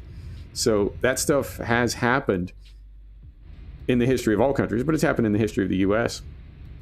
And it's frustrating for me when people take those facts and say, well, because some things have happened, then anything is possible. Ipso facto, coitus interruptus, all my conspiracy theories are now true. And it doesn't work that way. It's not quite that simple. So yes, there have been conspiracies in history. People have discovered them and spread the theory of those conspiracies, but that doesn't mean that, Colonel Sanders was a lizard. All right, so we'll get this dropped off right here. And our bed just turned red. We can find our trigger. There it is. Beautiful. There's neutral. Neutral. There's neutral. Set the brake. Parking lights on. Windows down.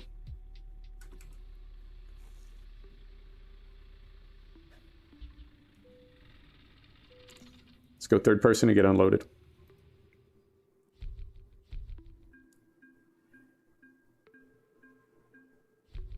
$37,000. I'll take it. 1,300 XP. Beautiful.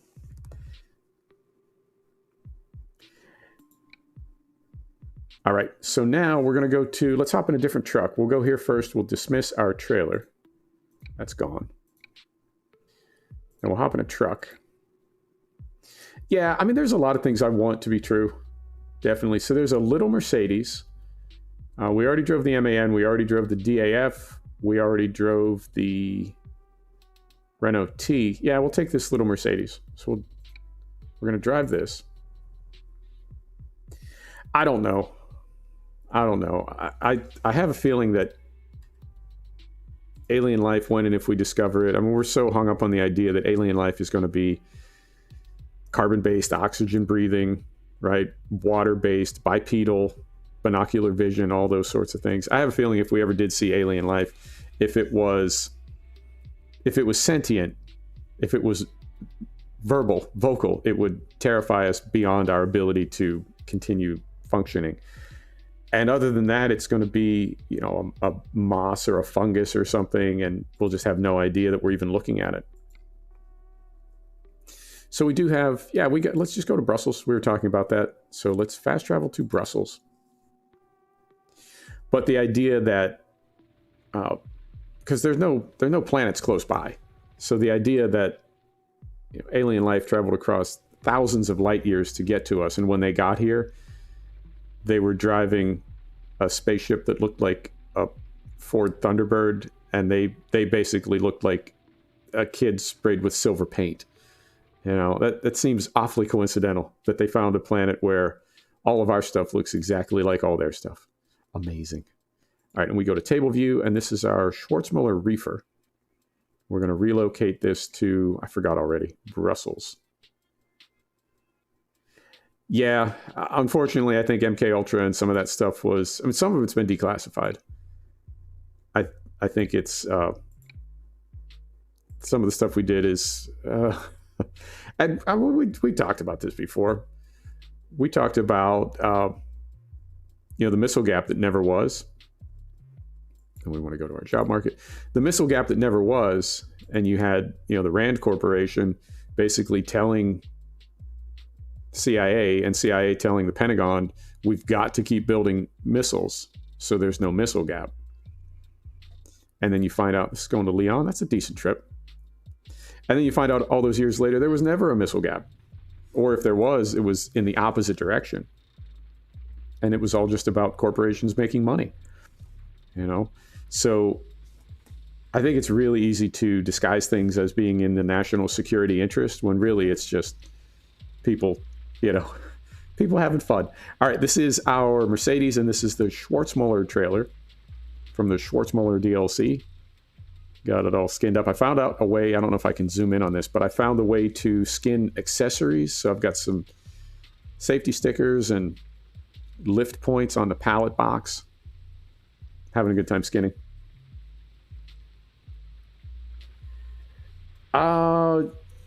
Arguably, that's what it was about, but there's also a theory that it was about mass mind control.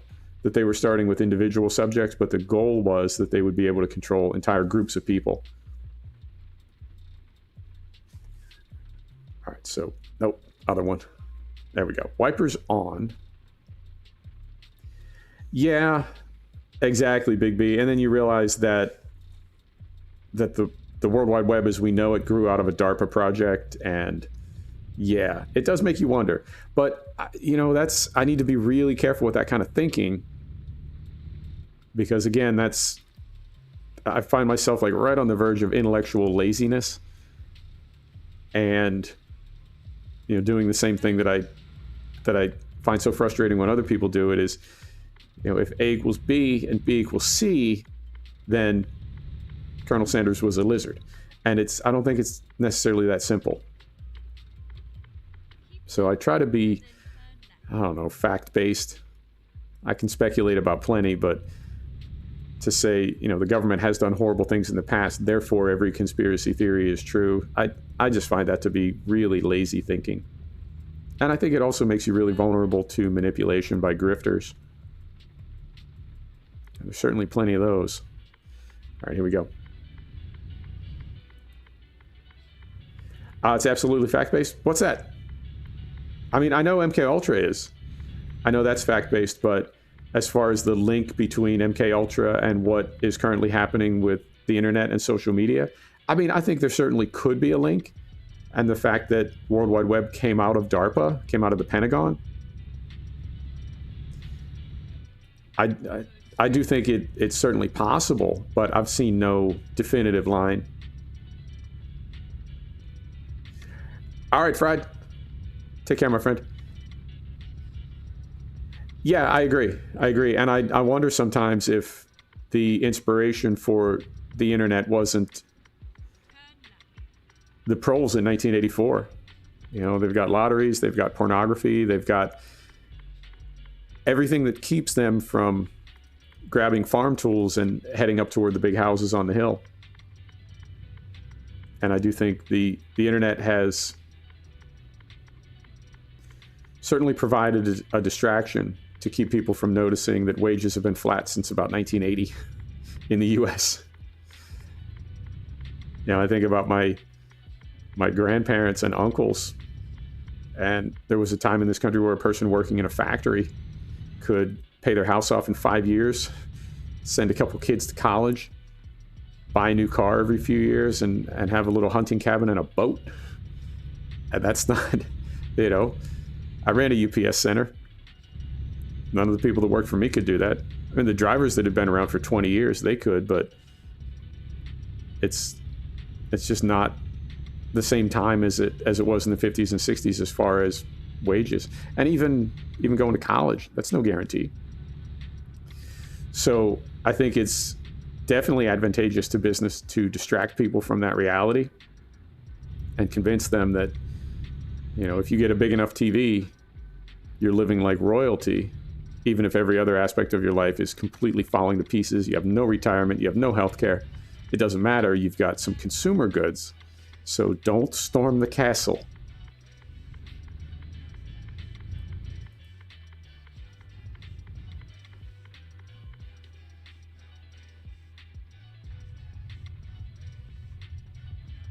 Yeah, I've heard the same thing. And also VHS.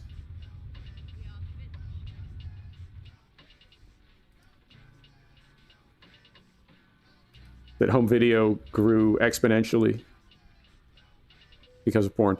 All right, so let's get this back down. There's neutral. Set the brake.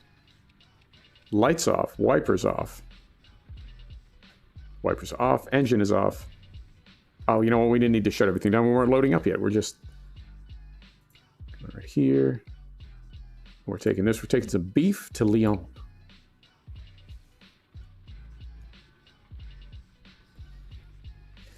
Yeah, I don't know. There's some things you don't want to see in high def.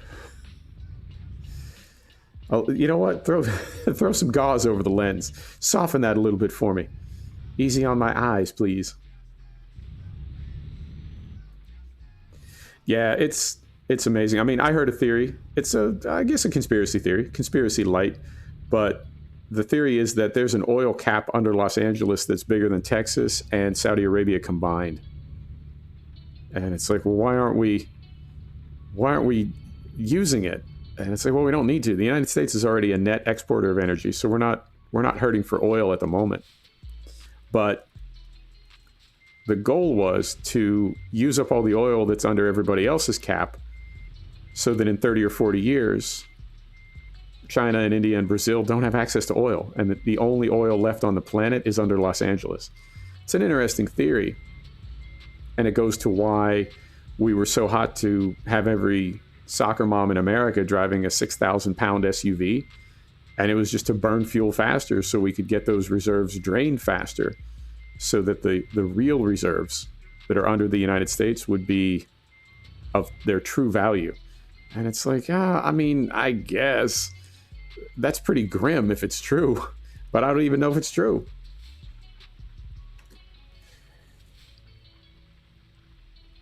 Yeah, vertical shaved primates at the end of the day. You're right.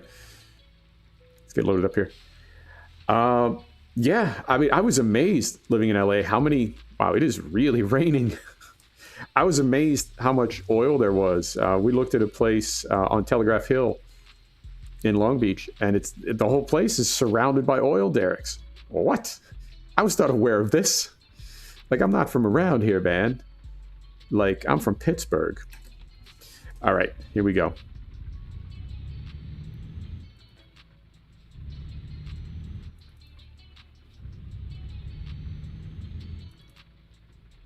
Yeah, conspiracy theories are definitely fun, but they sort of trigger my autism.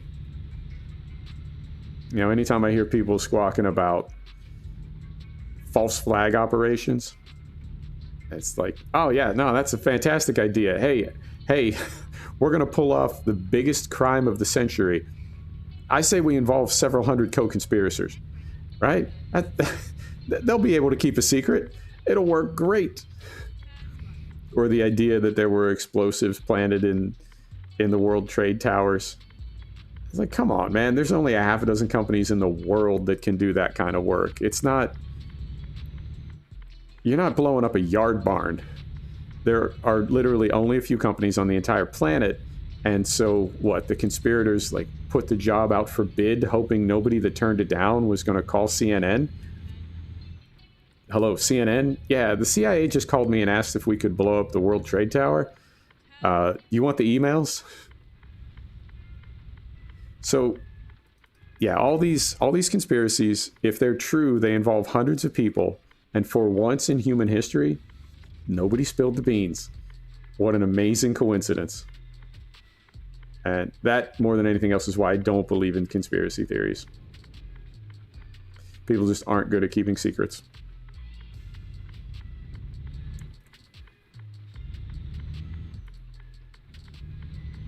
This little Mercedes sounds pretty good, I have to say.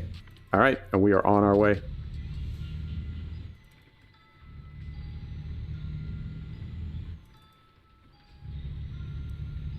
And, you know, I might... if we get to a red light, I'll try to do it. I need to bump these mirrors out a little bit.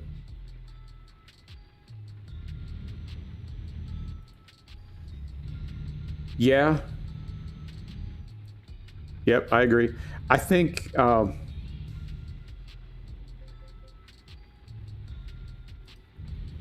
think... Not the problem. I'm not saying it like I'm disagreeing with you, but I think the conspiracy theories, and again, I've tried to engage people. Like when I lived in the desert, I heard, whoa. When I lived in the desert, I heard a lot of conspiracy theories. I feel like it just goes with that, you know, Joshua Tree and that part of the world out by the Navajo Res. There's a lot of freaks that live in those places. Not the Navajo Res. I'm not saying the Navajo are freaks, but the type of people that live around Joshua Tree or live around the Navajo Res. There's a lot of freaks and misfits. The Burning Man crowd. And you hear a conspiracy theory, and I'm just looking to engage. You know, tell me about that. And something like chemtrails, right? Well, how's it get there? Well, it's sprayed out of jets. All right, well, how's it get into the jets? Well, they put it in the fuel. Well, who puts it in the fuel? Right? Because airlines don't have their own fuel in an airport. Well, some do. But for the most part, they just buy fuel from the fuel truck. So it's in the fuel truck? Okay, well, that's the same truck that the doctor, the dentist, right, the Hollywood attorney that has a jet, a little jet that they fly, that's the same place they buy fuel. You're telling me that some attorney, some doctor, the analytical, detail-obsessed type of person who flies their own jet has never bothered to, like, take a dipper full of fuel out and send it to a lab to be analyzed? Not once? Pilots that fly aircraft full of passengers that take their job so seriously they've never thought to question like what's being fed through the engines of the aircraft they're flying. It doesn't make sense. And at that point, I'm either told that I'm in on the conspiracy, or there's just kind of a hand wave, you know. Well, the thing is, it's the Raelians. See, because the Raelians and the gravity's different. So it all collapses. I feel like a lot of conspiracy theories, it's just fun it's fun for that type of person, that type of personality to find like-minded people and for them to all be in on the secret and all be on the winning team for the first time ever. I'm going to try to let this one go.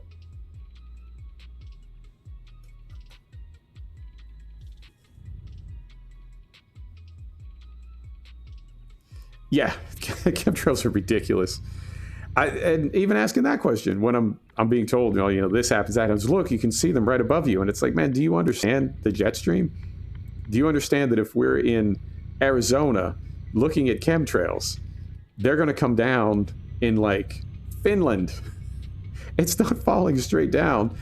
It's moving around up there. It's circulating. So I mean, I definitely think there are conspiracies afoot. I think there are projects that are going on that we're not privy to. I think there's military technology and aircraft that we won't see for another 10 or 15 years, if ever. I think there are American military personnel in place around the world, in places that we're not aware of. But knowing that, and I do know that, I just accept that as a fact, but knowing that doesn't mean that I'm willing to believe any like absolutely insane theory that people send my way. You know, the guy in the bus station parking lot selling lizards wants to tell me about holograms. Yeah, all right. Yeah.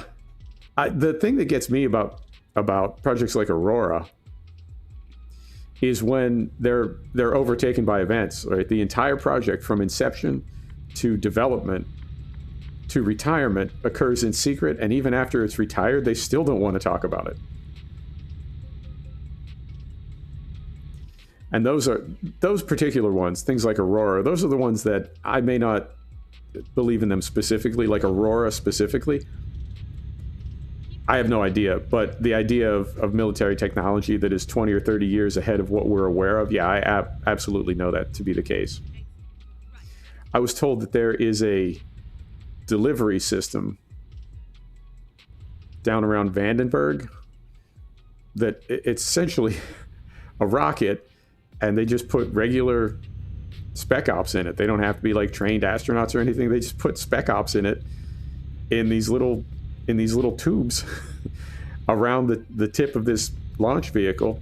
It goes into low orbit, comes out of orbit wherever, and they can basically move people from a spec ops base in California and have boots on the ground anywhere in the world in like 45 minutes. And I think, yeah, I mean, it's just a really fast plane when you think about it. It may be rocket powered to get up there. It may be technically a ballistic missile, but it's really just a plane delivering troops to a battlefield. But the idea that you could move somebody from one place on the Earth to another place on the Earth, anywhere, in less than an hour, right? It's kind of shocking to think about. And then it's like, well, yeah, I mean, I guess that's what technology does. Oh, Project Aurora was a failure? That Project Aurora was the methane scoop, right? The inverted trumpet.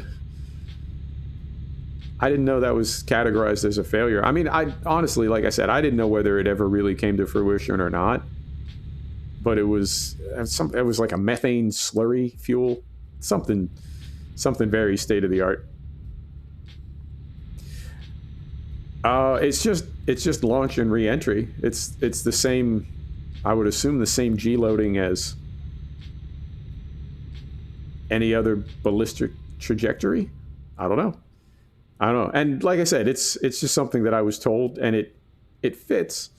You know, when I think about the sort of ambitious planning and budget of the Pentagon, it seems like something they do. But as far as, did they actually do it? Unknown. It's the sort of thing that wouldn't surprise me. But I don't know. I feel like the things that are really happening that are beyond our vision it's not on anybody's radar. There's nobody aware of them. It's not Mel Gibson running around in a trench coat with a bunch of loose paper, trying to get somebody to believe him. It's something we'll never even know about. It'll come and go, and we'll never even be aware of it.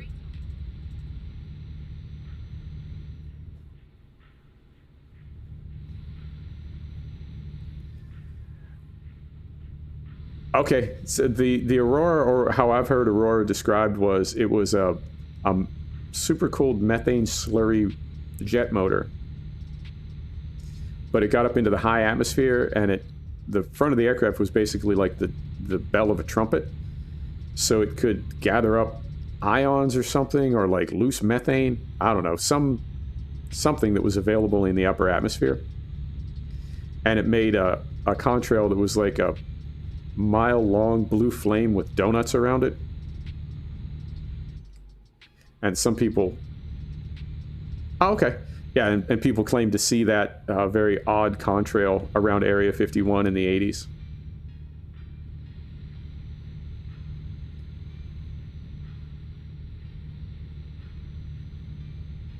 It worked like a car engine? Interesting. Okay, so it brought it in, compressed it, and then ignited it, rather than working like a conventional jet?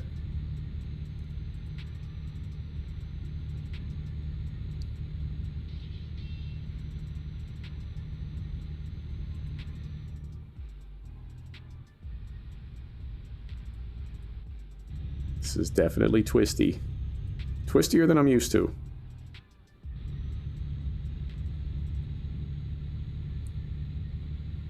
Gravity amplification. Yeah.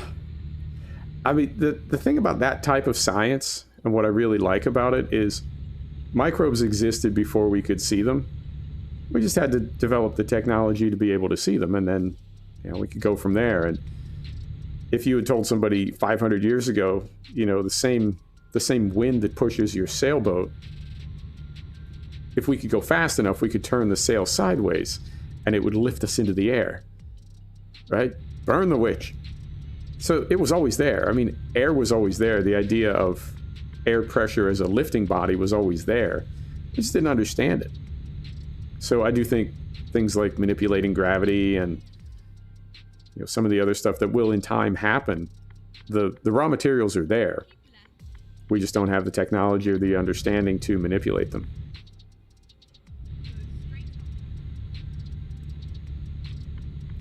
Bob Lazar is going to sort it all out. I don't even know if he's still alive.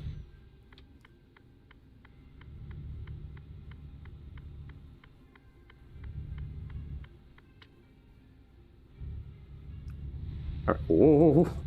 Getting a little light on those inside wheels. Let's just slow down. Let's everybody just calm down. There we go. It's posted at 90. I don't think we could make it through there at 90.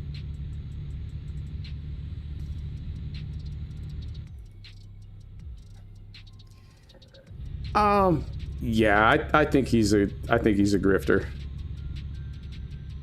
Like the guy with the the guy with the alien in the freezer. I think they may not be full frauds, but I think they're grifters.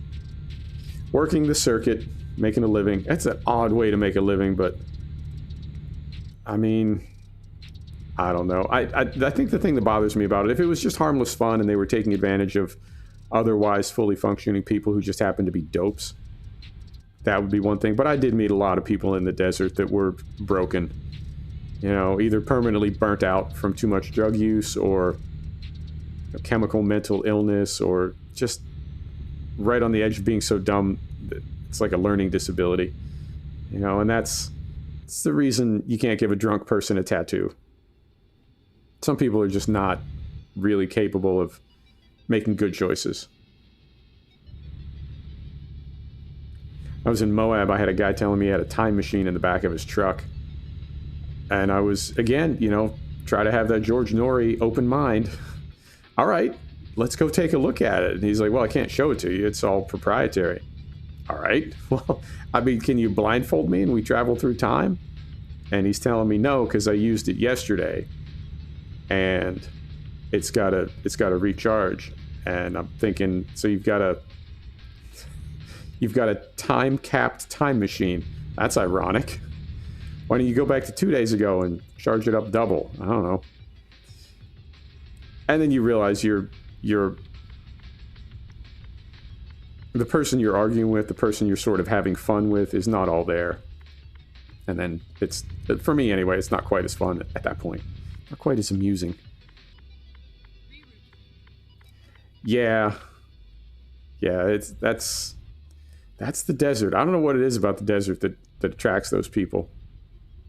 I think it's the fact that you can be homeless there all year round, and it's not quite as unpleasant, and also just like-minded people. You know, it's a lot easier to say you have a time machine in the back of your truck in Moab than it is in, like, the Hamptons. It's going to go over a little bit better.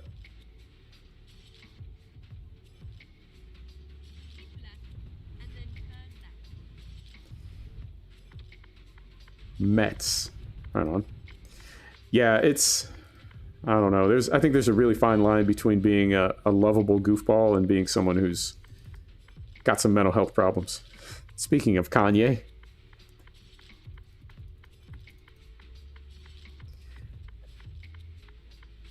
I also met a lot of people that thought eating a lot of drugs was somehow that it had something to do with like mind expansion, or and there was just a sadness about them. This wasn't Timothy Leary drinking ayahuasca in a cave in Peru while he's got a staff of people watching him and taking notes. This was like, somebody slipped me a bunch of pills at the drum circle, I'm going to take them and see what they are.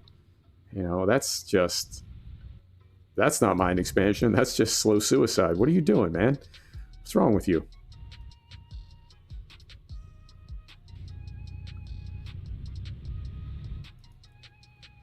Yeah, SC is like that. The last time I was in Santa Cruz was the afternoon of the big rudeness contest, apparently. I didn't even pick up my coffee. I paid for it and just turned around and walked out. Santa Cruz is, well, I mean, having lived in Moab, I can definitely relate to tourist towns that need the tourist money but hate the actual tourists. And I feel like on that day, I was being seen as a tourist. So it was just, yep, hand over your money, then get the hell out.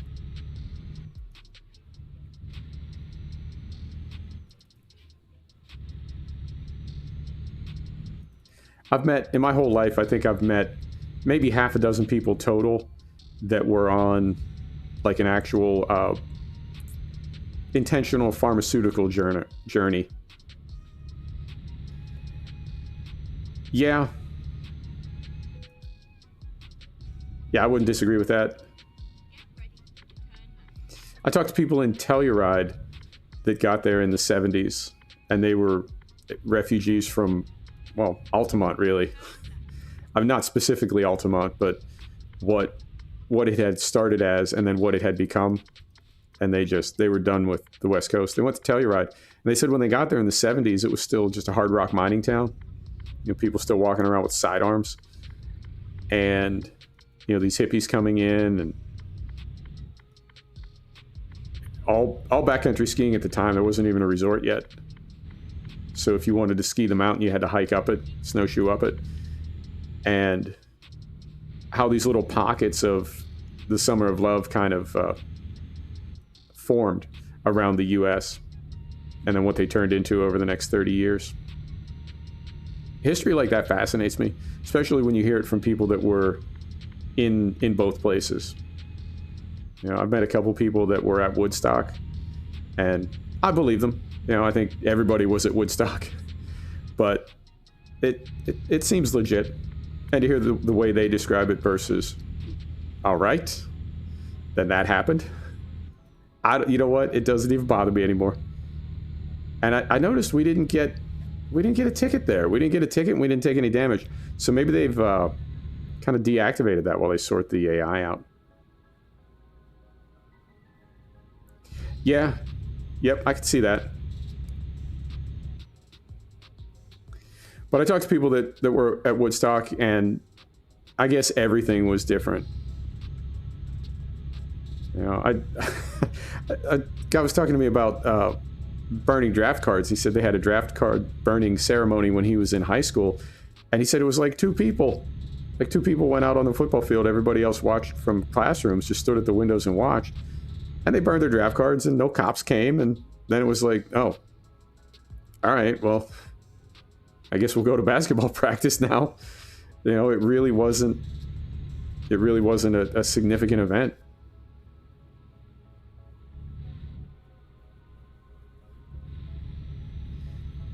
Wanted to go to the Yukon or wanted to go to Berkeley?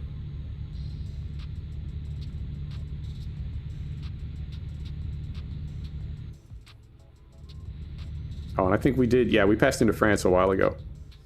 So it's going to be twisty here, and we should have 1 million toll booths.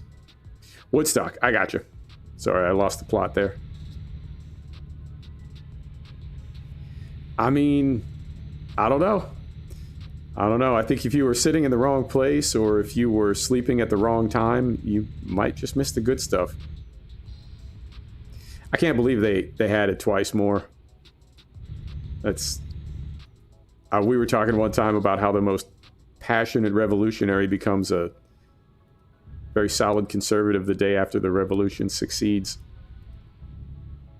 And I thought it was amazing that something as a moment in time like Woodstock, years later, people would be like, hey, you know, we should do it again. I bet we could make a lot of money. And I know the people that were doing it weren't trying to make history. They were just trying to have a rock show and make some money. It really did. It really did. And I think there's definitely some rose-colored glasses when people talk about Woodstock, but it's become so iconic that it's not cool to say, yeah, it was just a rock concert with a lot of mud.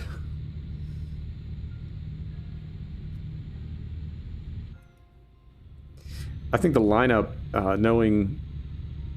knowing what bands did, I mean, being able to look back on it and see what bands did both before and after Woodstock, I think the lineup could have been significantly different, but who knew, you know, when they were building it. Plus coordinating, getting that many bands together in one place at the same time. Yeah, exactly. And so in that way, right, it's like Fight Club. People that are all into the Fight Club movie, you do realize that's a product, right? Made by a mega corporation. And you give them money to watch it. I'm just so we're clear on this. The Who and Hendrix were the only acts that were paid. Yeah, I could see that. It's I guess it's been presented over the years as this massive counterculture experiment. So the idea of having a clearly exploitative. I always mix those up and use the wrong one. But to have the anniversary, which was clearly just a cash grab, to celebrate the original one, and then somebody raises their hand and is like, no, it's fine. The original one was a cash grab too. It's all good. Okay. Well, then from that perspective, I'm not offended.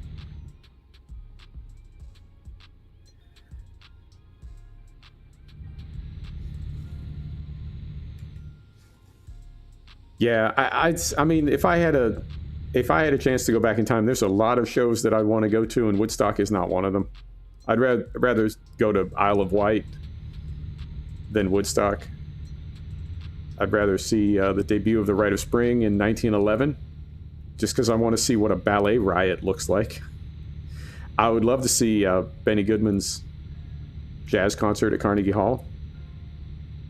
You know, those are the shows that I would go to. I don't know that I would go to Woodstock. There's some shows that I went to that I would go back to if I could, like, somehow travel through time. I got to find that guy with the pickup truck and get that thing fired up.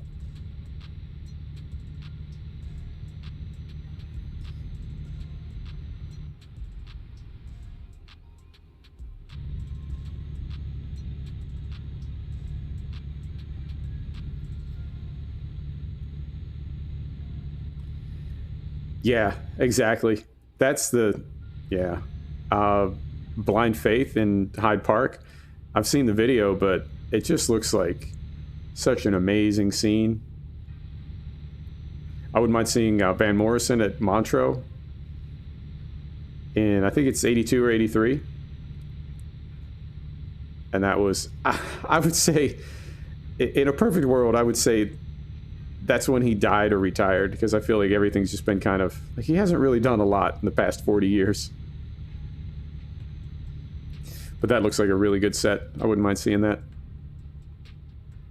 There's a video floating around of Black Sabbath playing like a county fair in California in about 1977, somewhere around there.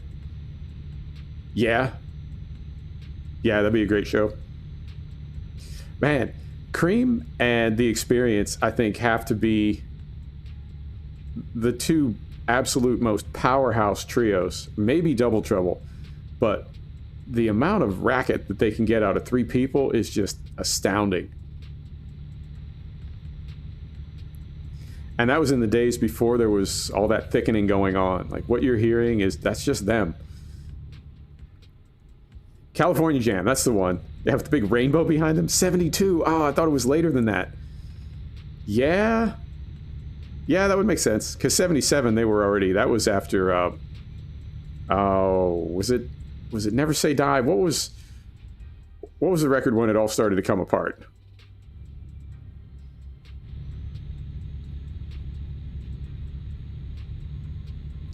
Yeah, agreed. Agreed. And I've heard the story. I don't know how true this is because it's rock and roll and it's all just legend. But I've heard a story that Ozzy and Tony were trying to, get everything kind of finalized and trying to figure out what direction they wanted this to go in. And there was a movie theater, and it was like Rosemary's Baby was playing on one side and Sound of Music was playing on the other side. And there was like a line around the block for Rosemary's Baby and nothing for Sound of Music. And they said, well, that's it. We'll make a horror band. Now, I don't know how accurate that is, but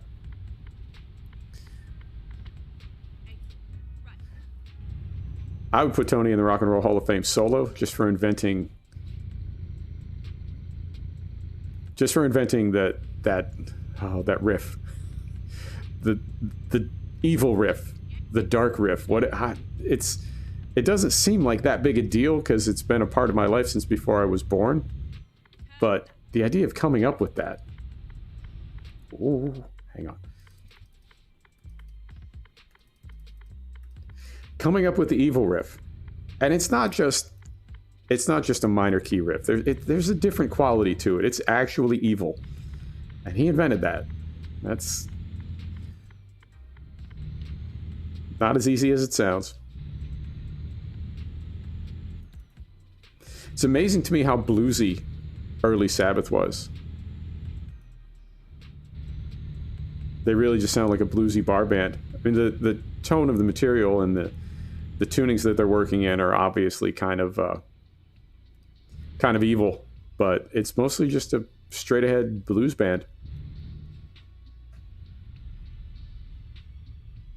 Yeah, there you go. Like I said, I don't know how valid that story is. Yeah, it is. It's always reminds me, what is it in Spinal Tap? They're playing the show at like SeaWorld in the empty amphitheater. Their interpretive jazz phase.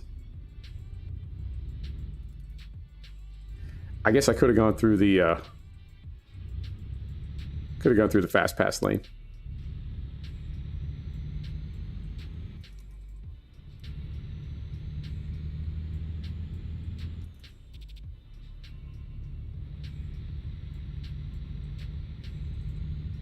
There you go. That's as much verification as you can get in rock and roll.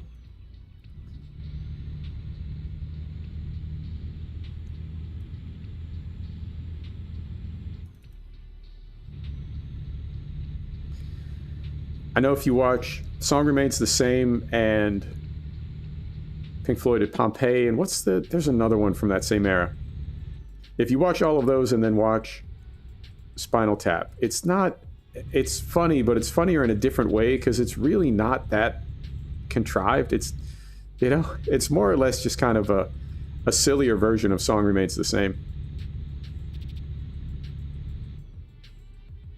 But the manager with the cricket bat and the $140,000 suddenly missing from the petty cash. Oh, really? All right. Oh, now I'm doing too many things at once. Hang on.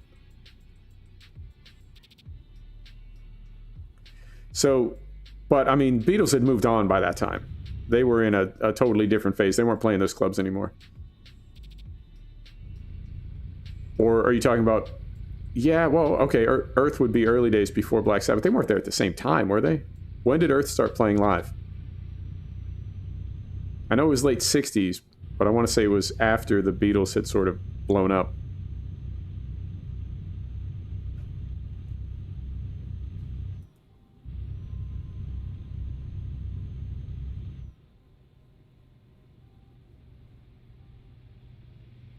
'68, yeah, that fits. I was just, I don't know where I was reading it the other day when Peter Green got replaced in the Blues Breakers. And he comes in to rehearse and there's somebody else's rig set up and he says, "Who's that?" And Mayle says, "Oh, you wouldn't know him. His name's Eric Clapton." There's a new kid. I'm going to see how he does. I'm told he can play a little. Here we go.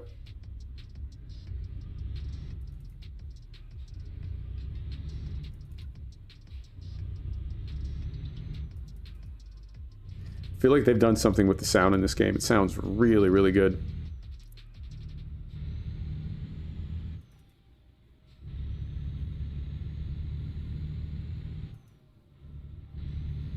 I think so. I think so. The Supernatural is amazing. And his compositions, I mean, think about all the songs that he wrote. It's crazy to see the direction Fleetwood Mac went in after he left.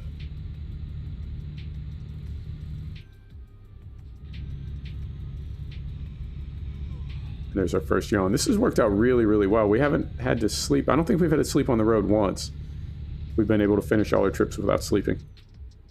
All right, there's 90, locking the cruise control.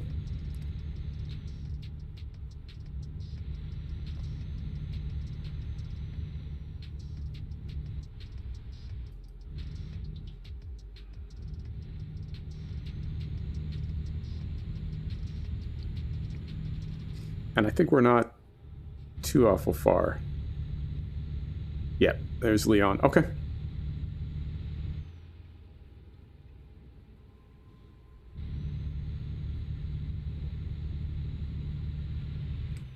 It took me a long time to get BB King. I played music when I was a kid, and I was really into classical metal. Was all about that, and I kind of skipped over some of the original blues guitars for a long time because I just couldn't get there. I couldn't get the whole less is more thing, but then you try to play it, you know. Willie Nelson has the same style. I swear Willie Nelson, he's got like, he plays a solo, it's like 4 notes, and people are freaking out. And it looks easy till you try it, and you realize like, okay, that's why he's a legend. And it took me a long time to get BB King. He's unbelievably understated. But amazing tone.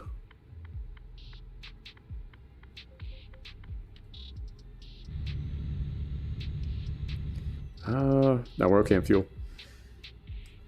Jimmy Reed, yeah, it's there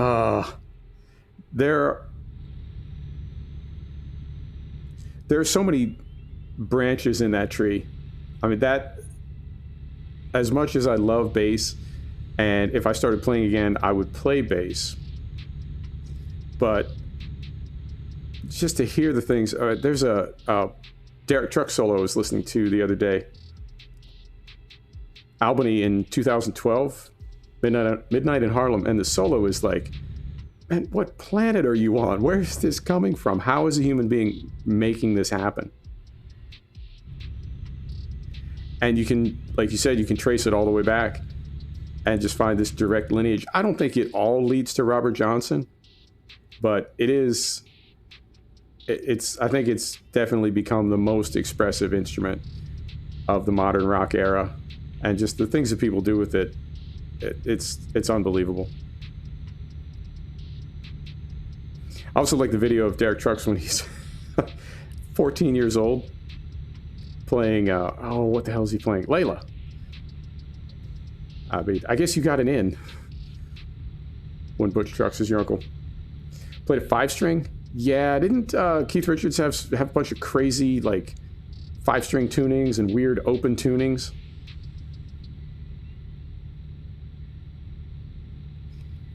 Yeah. Yep. Mississippi Fred, throw him in as well. When Lomax was talking about the recordings, he's like, yeah, we were like sitting around a campfire, and this guy, like, seriously came out of a cornfield like a ghost and just sat down and started playing. Oh, interesting. Keith got those tunings from Jimmy Reed. Right on. Yeah, that's Zen. That's like, there's nothing else in your consciousness at that point other than music.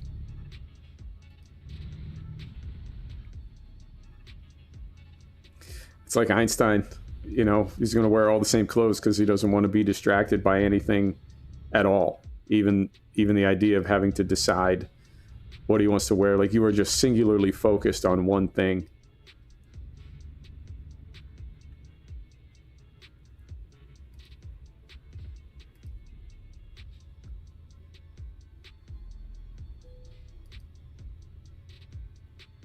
No, but now I want to. You know what? There's a place to sleep here. Let's see how far we have to go. We might be able to... yeah, we got to pull in here and sleep. Okay.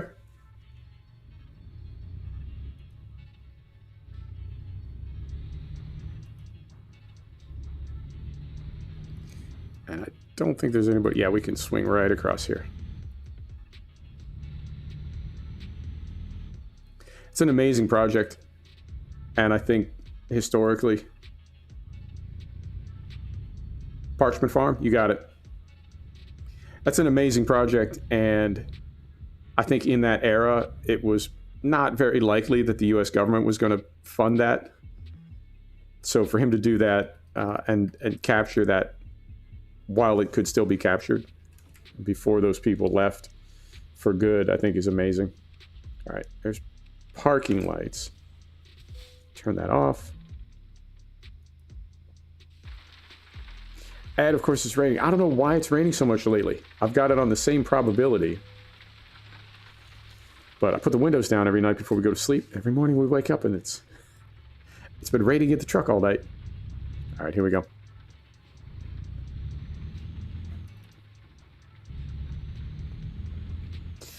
Clapton has a thing. He says in one of the documentaries, he says the first time he heard Robert Johnson, his friend played it for him.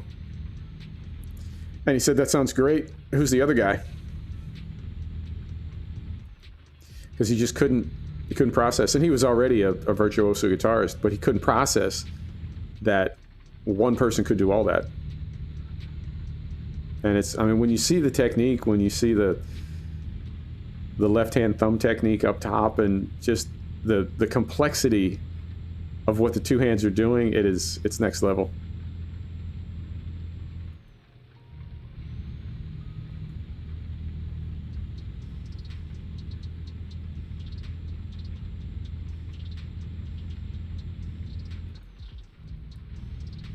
All right. And I think, yep, I don't think we have too far to go.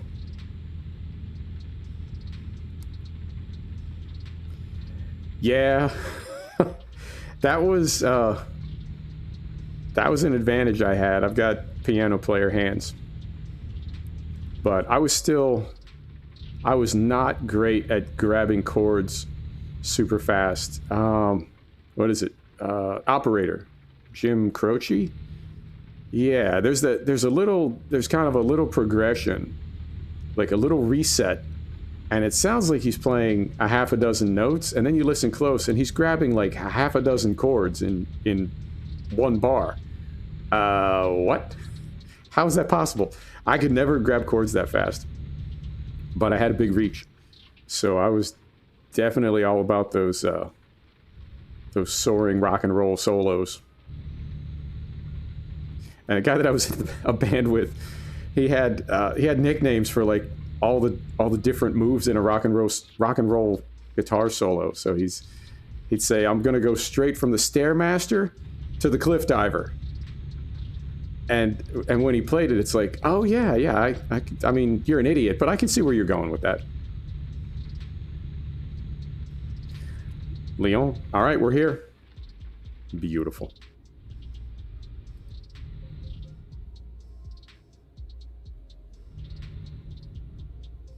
And I am going to leave the wipers on. Of course, it'll be a long tunnel.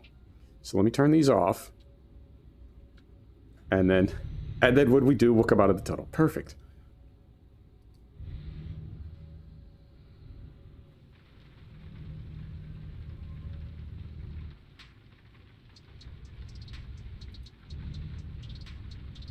All right, so we'll get this park. This is going to be a little bit easier to get in. Oh, we will have to back it in, though, because we've got... because we are... not running that B tandem or B double, we will have to back in. Not a problem.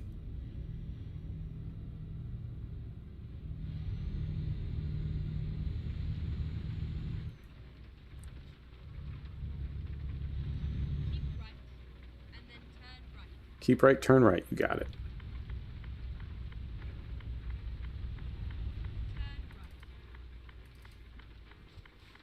Yeah, I definitely will. I definitely will. I do like that stuff. I'm both happy and sad that I'll never hear it in like proper high fidelity. It's just not possible. But I do wonder. I'm going to go around the block and get these other 2 discoveries while we're here. I do wonder what that would sound like in absolutely like earth-shaking fidelity, you know? Because it always sounds so light and tinny, and you know there's more to it. Hey, Farm Sim, how you doing? How's your weekend?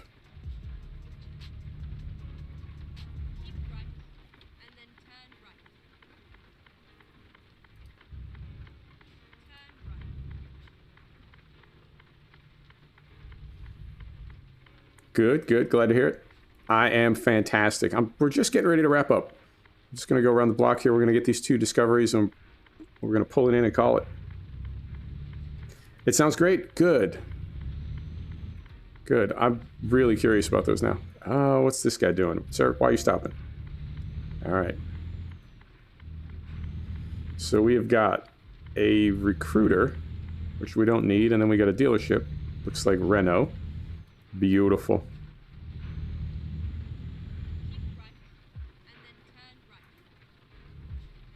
I've got a Razer Kraken Ultimate headset that sounds really, really good, but I don't know how accurate it is. And I saw Sennheiser makes gaming headsets, but I'm conflicted. All right, Big B. Take care, my man. I'm conflicted. I don't know if I want to get a Sennheiser gaming headset because I don't know if it's Sennheiser audio quality or if it's just the Sennheiser name on a gaming headset. So I don't know what it's going to sound like. I would like to think it would sound like reference quality, but I don't know if it would or not. So I don't know if it's even worth it. But I feel like this Kraken is a little bit heavy on the bass. Might be a little bumpy. All right, so we're going to pull in here. Get our lift axle up. And then right in here. Beautiful. It was a nice ride. Sat nav. Get flipped around here. Beautiful. We're done. Oh, what did we do? 2.5 hours. Not bad. Not bad. My voice is just about to go, so this is perfect timing.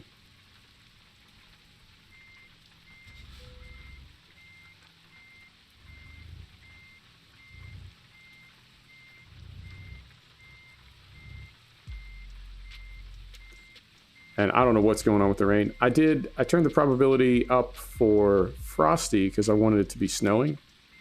But I've had it turned back down for quite a while. And it seems like we are still, you know what I mean? We're getting a lot of rain. So maybe it takes a few save games to rinse through. Who knows? All right, so we'll set the brake. Parking lights on. Yep, that is correct. Reskinned everything. So we've got the channel name.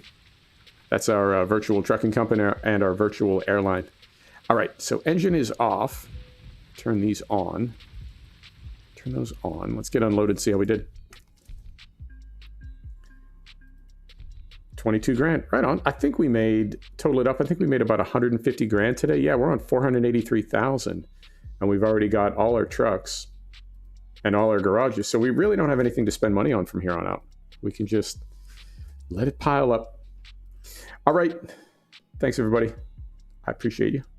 Awesome audience. We're going to come back tomorrow and do a little bit of Chellington. I did download the new version of the map, but I was able to preserve my save game, I think. So we'll do some Chellington tomorrow and see how it goes. All right. Thanks, everybody. Good night. See you tomorrow.